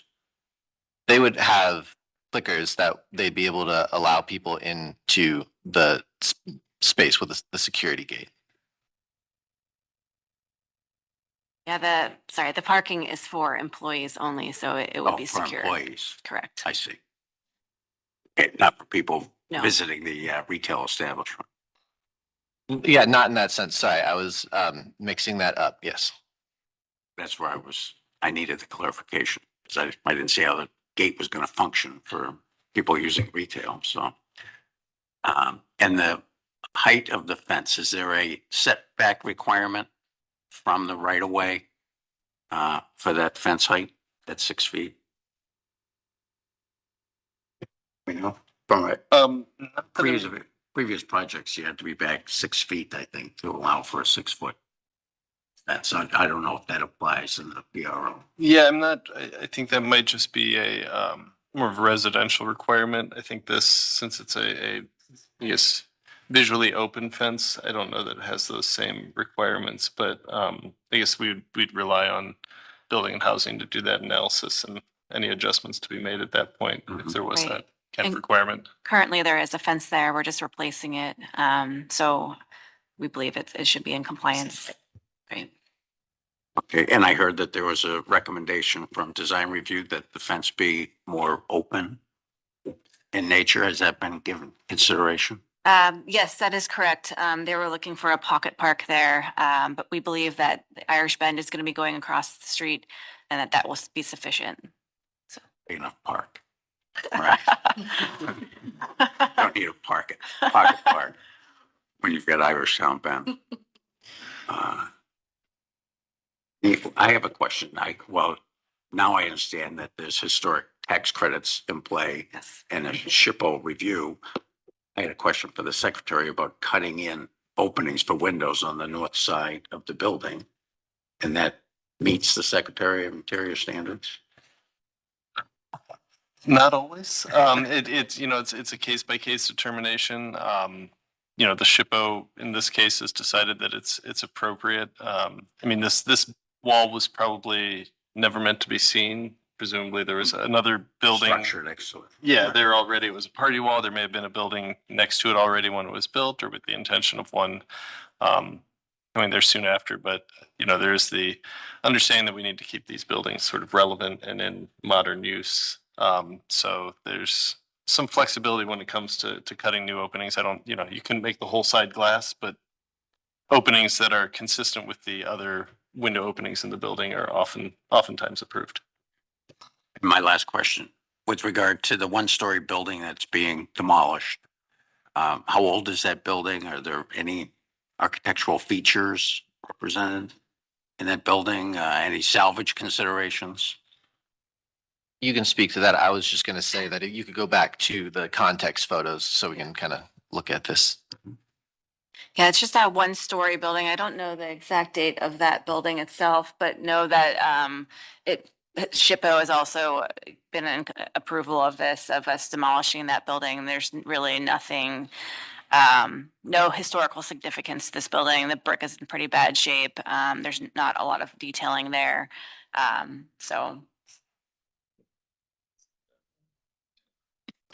It was determined through the beginning processes that the single story was definitely added on well after the period of significance in what we were looking at through SHPO. So, and due to the deterioration of that section of the building, it was determined that it would be much better Have it demolished. having it demolished than to try and salvage and reuse for the specific nature and actually be able to bring anything positive to the site. Thank you. Mr. Doolett? Thank you, Mr. Chair. Pardon me for missing the first few slides after my recusal. So I have a question about the Nichiha and the use of the Nichiha material, particularly painted as these brick elements, starting with are those new on the ground floor, those two brick piers, or are those existing? I just want to make sure if I understood correctly. The two brick piers. On the storefront? Is there any Nichiha in the storefront? No. No? Okay. So everything you see on the front facade is existing or renovated brick? Brick-wise, correct. Yeah, the storefront infill is going to have fiber cement trim. Okay, perfect. Okay, that was just my confusing. I wasn't sure if that meant, but I'm interested that SHPO agreed to using Nichiha. I don't know what the corner details like. My experience with Nichiha is does it replicate brick? Actual corner brick, or is there a joint at the corner? How is it detailed? So I believe that it will replicate the brick, but it's up high only on the I believe on the stump out for the stair. And we're utilizing that instead of real brick because of the weight. So it's the stair bump up to get to the roof deck up there. It's just on that one part of the building. Everything else will remain true brick. And I guess that's sort of the soul of my question. I get that because of the weight. So historically, they would have had the same problem with brick, maybe on the outside walls. But I think we're in one of those interesting quandaries we get, whereas if this had been added to this building, it probably would have been some form of sheet metal, probably something like a standing or a flattened seam sheet metal. On the other hand, does that get into the question of, are we reproducing something that was historic? Whereas I think we're using a modern material, Nichiha, to reproduce brick that historically never would have been put up there because of the weight. So it's both a philosophical question and a SHPO question, but I guess my preference, especially if we can go to the view down the street from Detroit, which is the view. I mean, that's the one that piqued my interest. This one, not so much. The next one, the one where you're looking down the street and seeing the townhomes and you're seeing the corner of that building. That one, yes, that one right there. I mean, that's pretty prominent. I know that it's factually light, but it looks heavy to me. And I would really like to see that more in line with what might have been done had this been added to this building in a historically appropriate way. I don't know whether it's sheet metal. I think it could be more modern than that.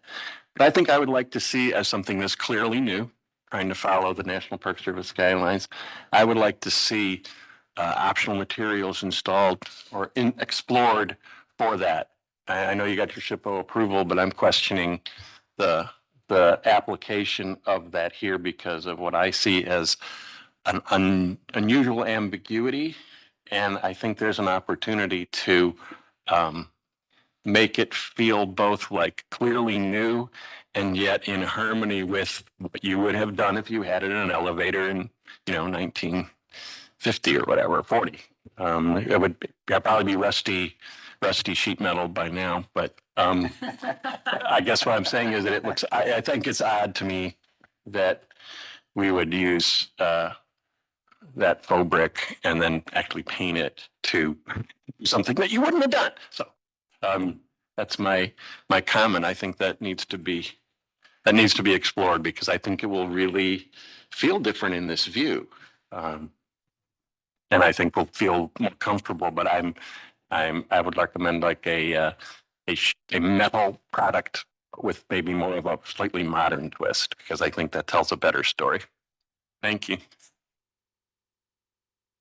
Did you participate directly in conversations with SHPO regarding this design? And can you share the, back and forth with consideration of approval of this material?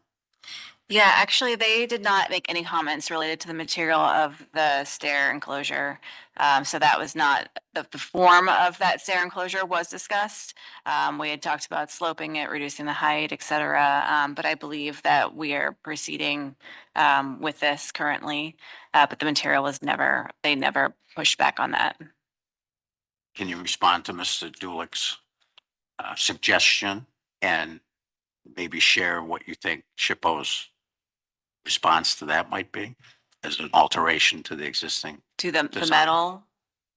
I mean, I guess we can definitely run that past. We have Diana Wellman is our historic tax consultant. So she's really been doing the direct correspondence with SHPO. But we can definitely run that through and see, you know, and talk amongst ourselves about that, if that makes sense. So My only concern would be the term modern twist with it being, and please don't take that disrespectfully. I fully get what you're saying with the material and keeping it a more historic thought. And with the modern twist, I'm not sure how much SHPO but would allow for that because this is the historic preservation building of the site. But I think we can certainly have Secretary- conversation of that. Secretary of Interior standards specify that it's more appropriate to have a modern addition look modern as opposed to trying to create some faux historic structure. Good. So that's consistent with the Secretary of Interior standards. Thank you. Right? Thank you, Mr. Chair. And thank you to the applicant for considering it because I do think that it's a chance to kind of honor history in a factual way and actually talk seriously about what you're actually doing, which is adding something that needs to be lighter because the building can't hold it. So this is a chance to do that, use a material that's historically appropriate, but maybe use it in a way that is slight. When I say slight twist, I think it can be very slight. If you used a standing or flat seam metal, you know, whether it looks like turn metal or copper or whatever, it obviously can be aluminum. I think that would be fine, but I think it'll actually add a richness to particularly to this view, but how that building feels, even the view from the street. And this will be, you'll really see that from the new Irishtown Bend Park too. And I think it's a subtle but important twist on the story of this building. Thank you. Add one more little bit to this. One thing that was important to them was that they didn't want this to be as visible. So they were saying it was too visible and we were trying to make it less visible. So again, we'll definitely review it with them, but they might have a different say on whether or not they want it to be highly visible or not. So through the chair to the applicant, then make it lighter. You know, light gray is fine, and maybe that's part of the fun. But I think things like this are really important, and it's a really good presentation, by the way. I have to compliment the team on giving us context views like this, especially at this stage, because it really helps us look deeper at how it fits into the not only the historic contrast, but context. But how helps us feel how the building will appear. And I think without this full complement of I think excellent renderings, that might not have occurred to me at least as readily as it did. So I want to commend the team for that. All right. Thank you, Mr. Doolan. Director? Just a couple of other brief comments. First, thanks for the development and the investment here. I think the addition of the townhomes on West 26th Street is really nice and contributes to the fabric of the neighborhood and opportunities to live here. And I like the landscaping along West 26th too, and how that does feel like a front door and sort of contributes to that street presence on West 26th, which right now I think sometimes feels a little bit alley-like. Dan, would you mind flipping to the landscape plans as well? Because I did want to talk a little bit about what that West 25th Street frontage looks like. And if you guys had thought about any tree canopy, anything else in addition in front on West 25th Street.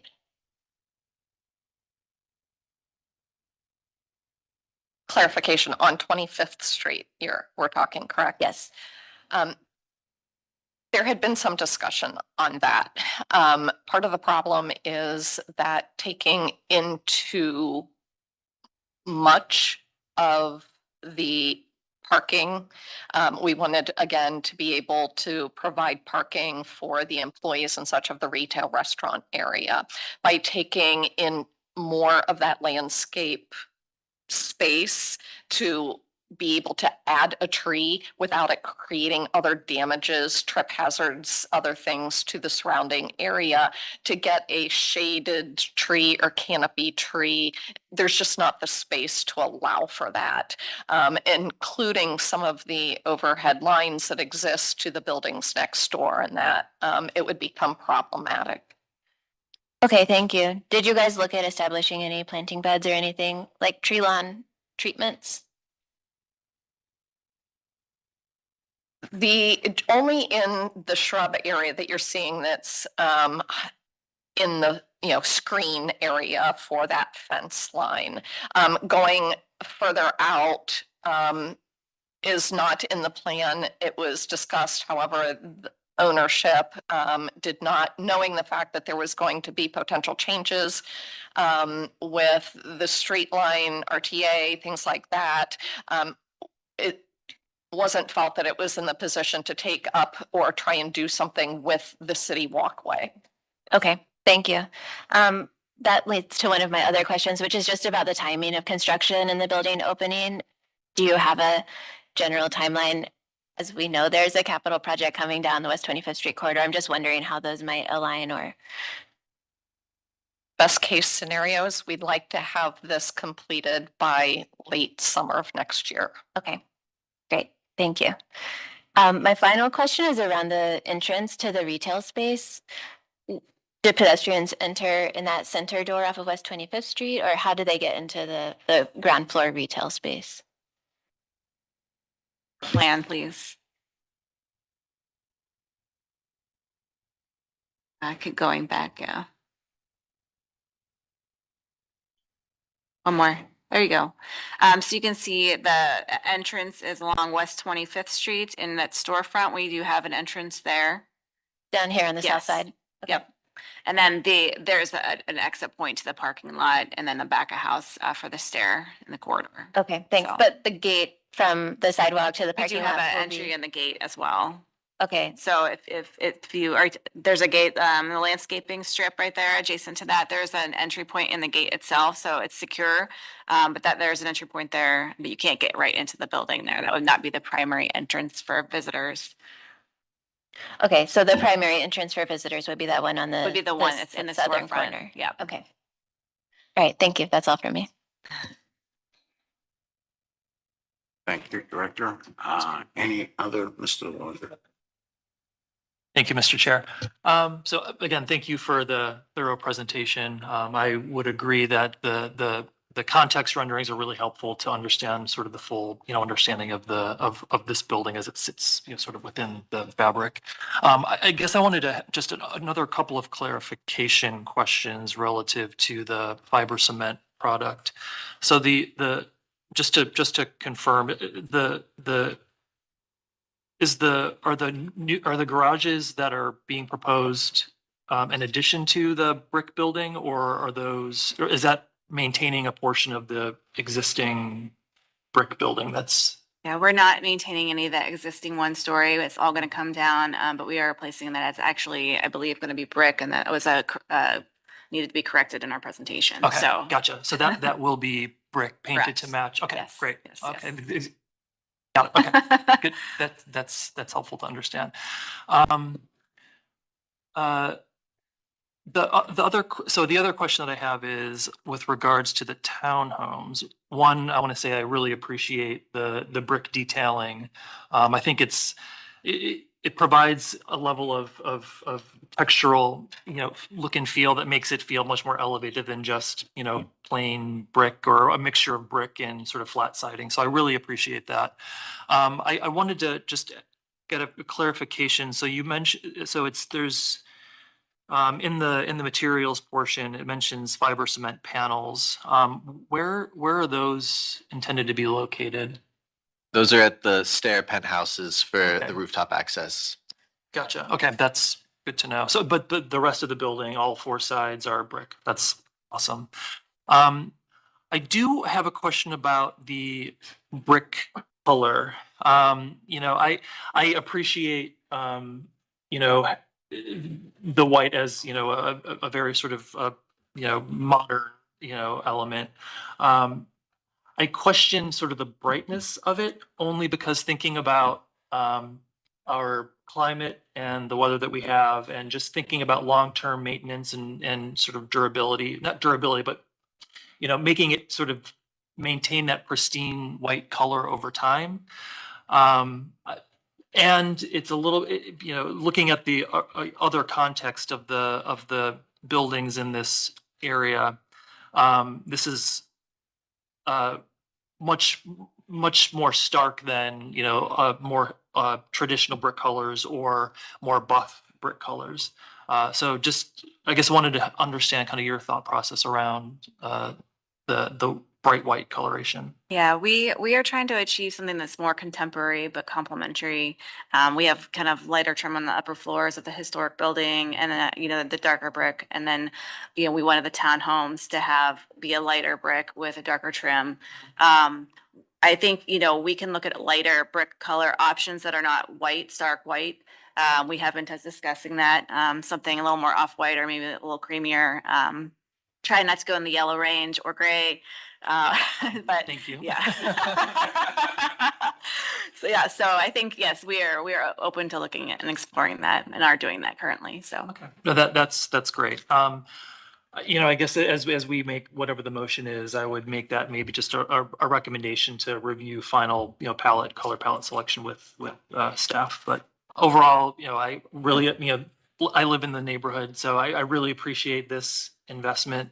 I know that the church across the street has done a lot over the years too to sort of bring that a little bit more back to life, and then seeing that sort of reciprocated across 26, I think is going to be a really great opportunity. So. In the most recent discussions that we've had, even over just the past week, I'm not sure if you could possibly go to the rendering where it's showing both the new townhomes and it has kind of just the outline of the existing building next to it. Maybe if you go to the one to the other side. One of the discussions here is you can see with this rendering how like a white would be, as you explained, very stark. And we are greatly in the opinion with you that a true white is just going to be too much. We had just recently shown some brick samplings of going with more of a quote unquote Alaska white, which has a little less white look. I don't want to say cream or off-white because I think that would be too saturated in its description. It is a white. It's just not that in your face white, if you would.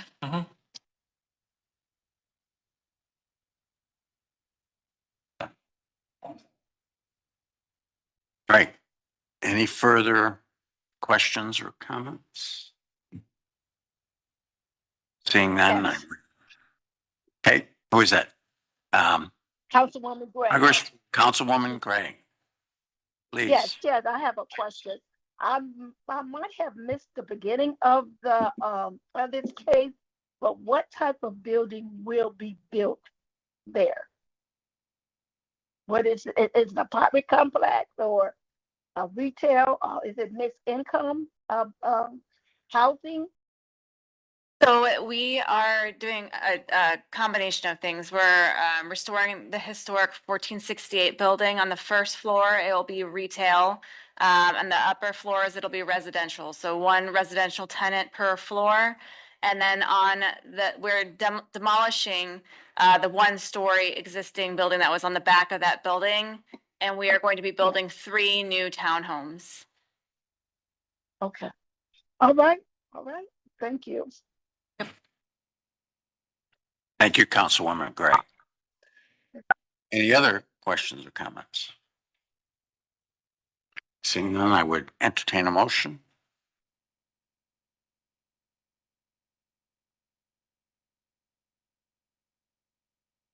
Mr. Dooley? Thank you, Mr. Chair. I guess it's my day, which is fine. And thank you again for the great presentation. I'd like to make a motion to approve as presented with the requirement that the elevator penthouse on the existing building. Siding be a metal, pending SHPO concurrence with that.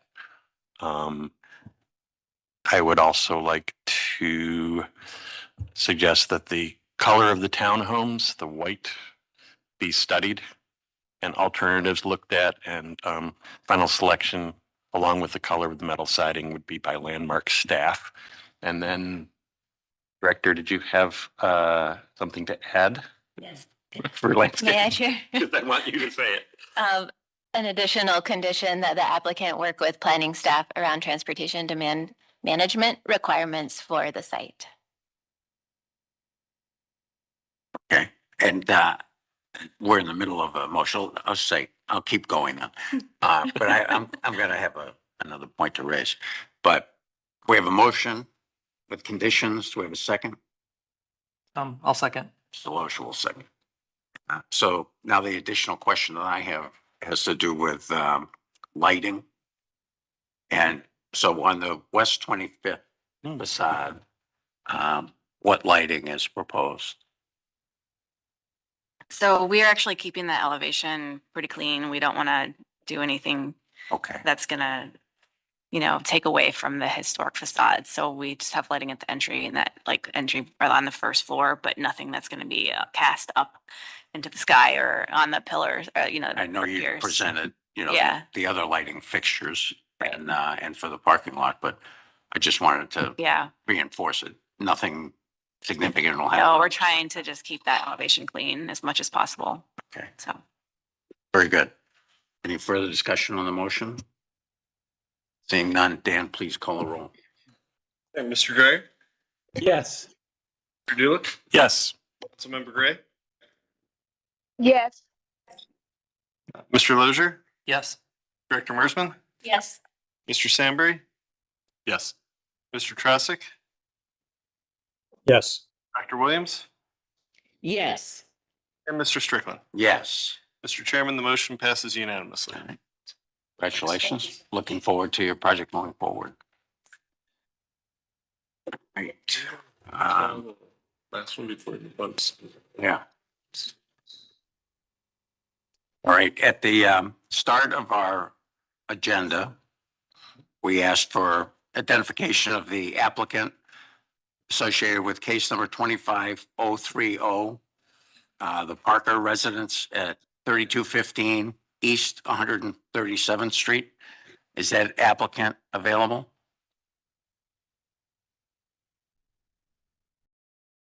Apparently not. Yeah. Okay. Just wanted to make sure that no one was overlooked. We'll move on to schematic plan review, case number 25034, Shaker Square Historic District, the Colonial Apartments at 2809 through 2935 Van Aiken Boulevard. Would the applicant please identify yourself and tell us about your project?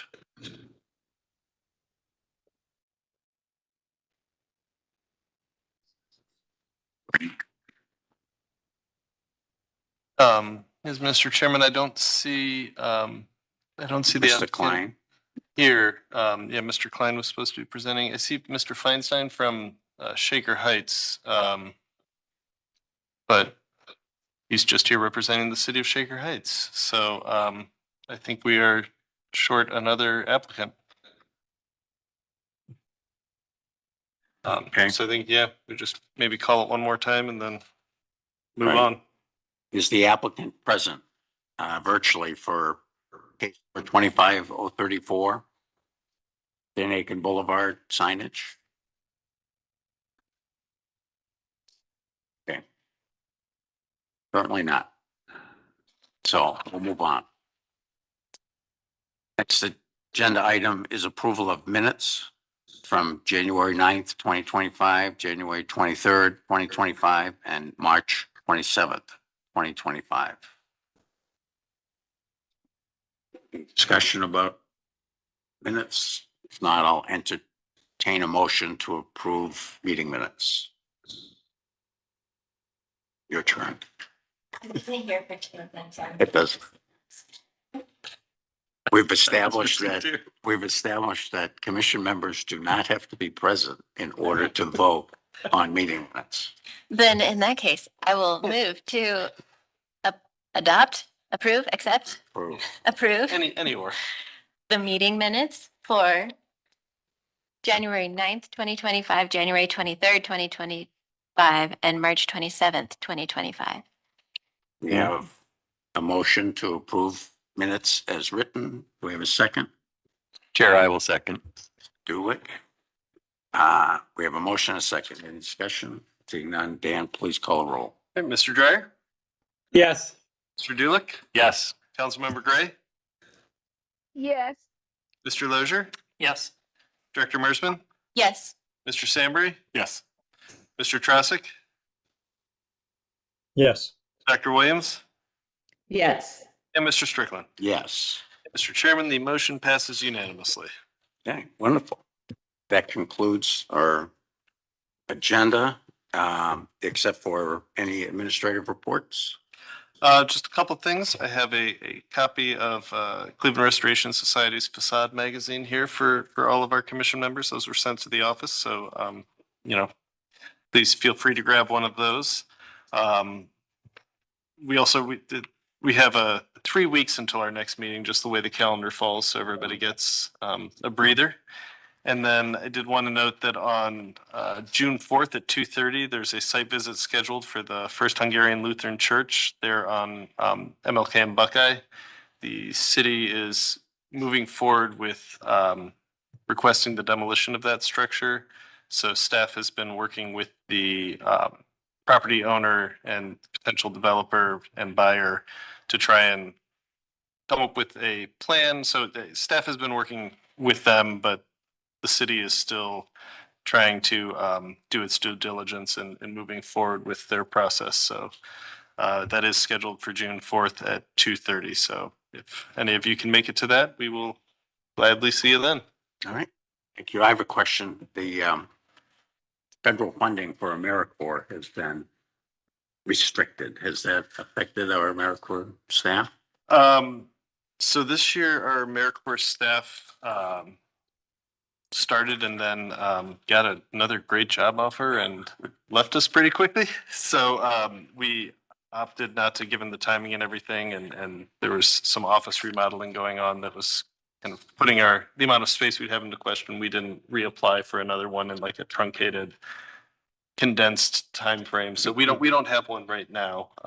So we're hopeful that, I guess my understanding is that as far as the people this year, they should be good, but next year is still questionable. So if that program remains intact, and I'm sure we'll put our hat in the ring to get another person, but yeah, if not, we'll see. And the AmeriCorps staff that we had, can you remind us, what their primary role was this year and how that affects that particular initiative? Yeah, so they were going to be focusing on doing some survey work for us, which we've had AmeriCorps volunteers do survey work for the last quite a few years, like the last 12 out of the last 15 years or something. I would like to continue that. I guess part of my concern is that a lot of times those surveys and reports just kind of end up in one of our files. So I'd like to figure out what we're going to do with that before we get another person. I think if we next year, if we were able to apply for an AmeriCorps volunteer, I think we might think differently about it and not just limit it to survey work. I think there's a lot of building up our old files and kind of making those a little easier for A, ourselves, and B, future generations and outside researchers to utilize. Right now, they seem to be it's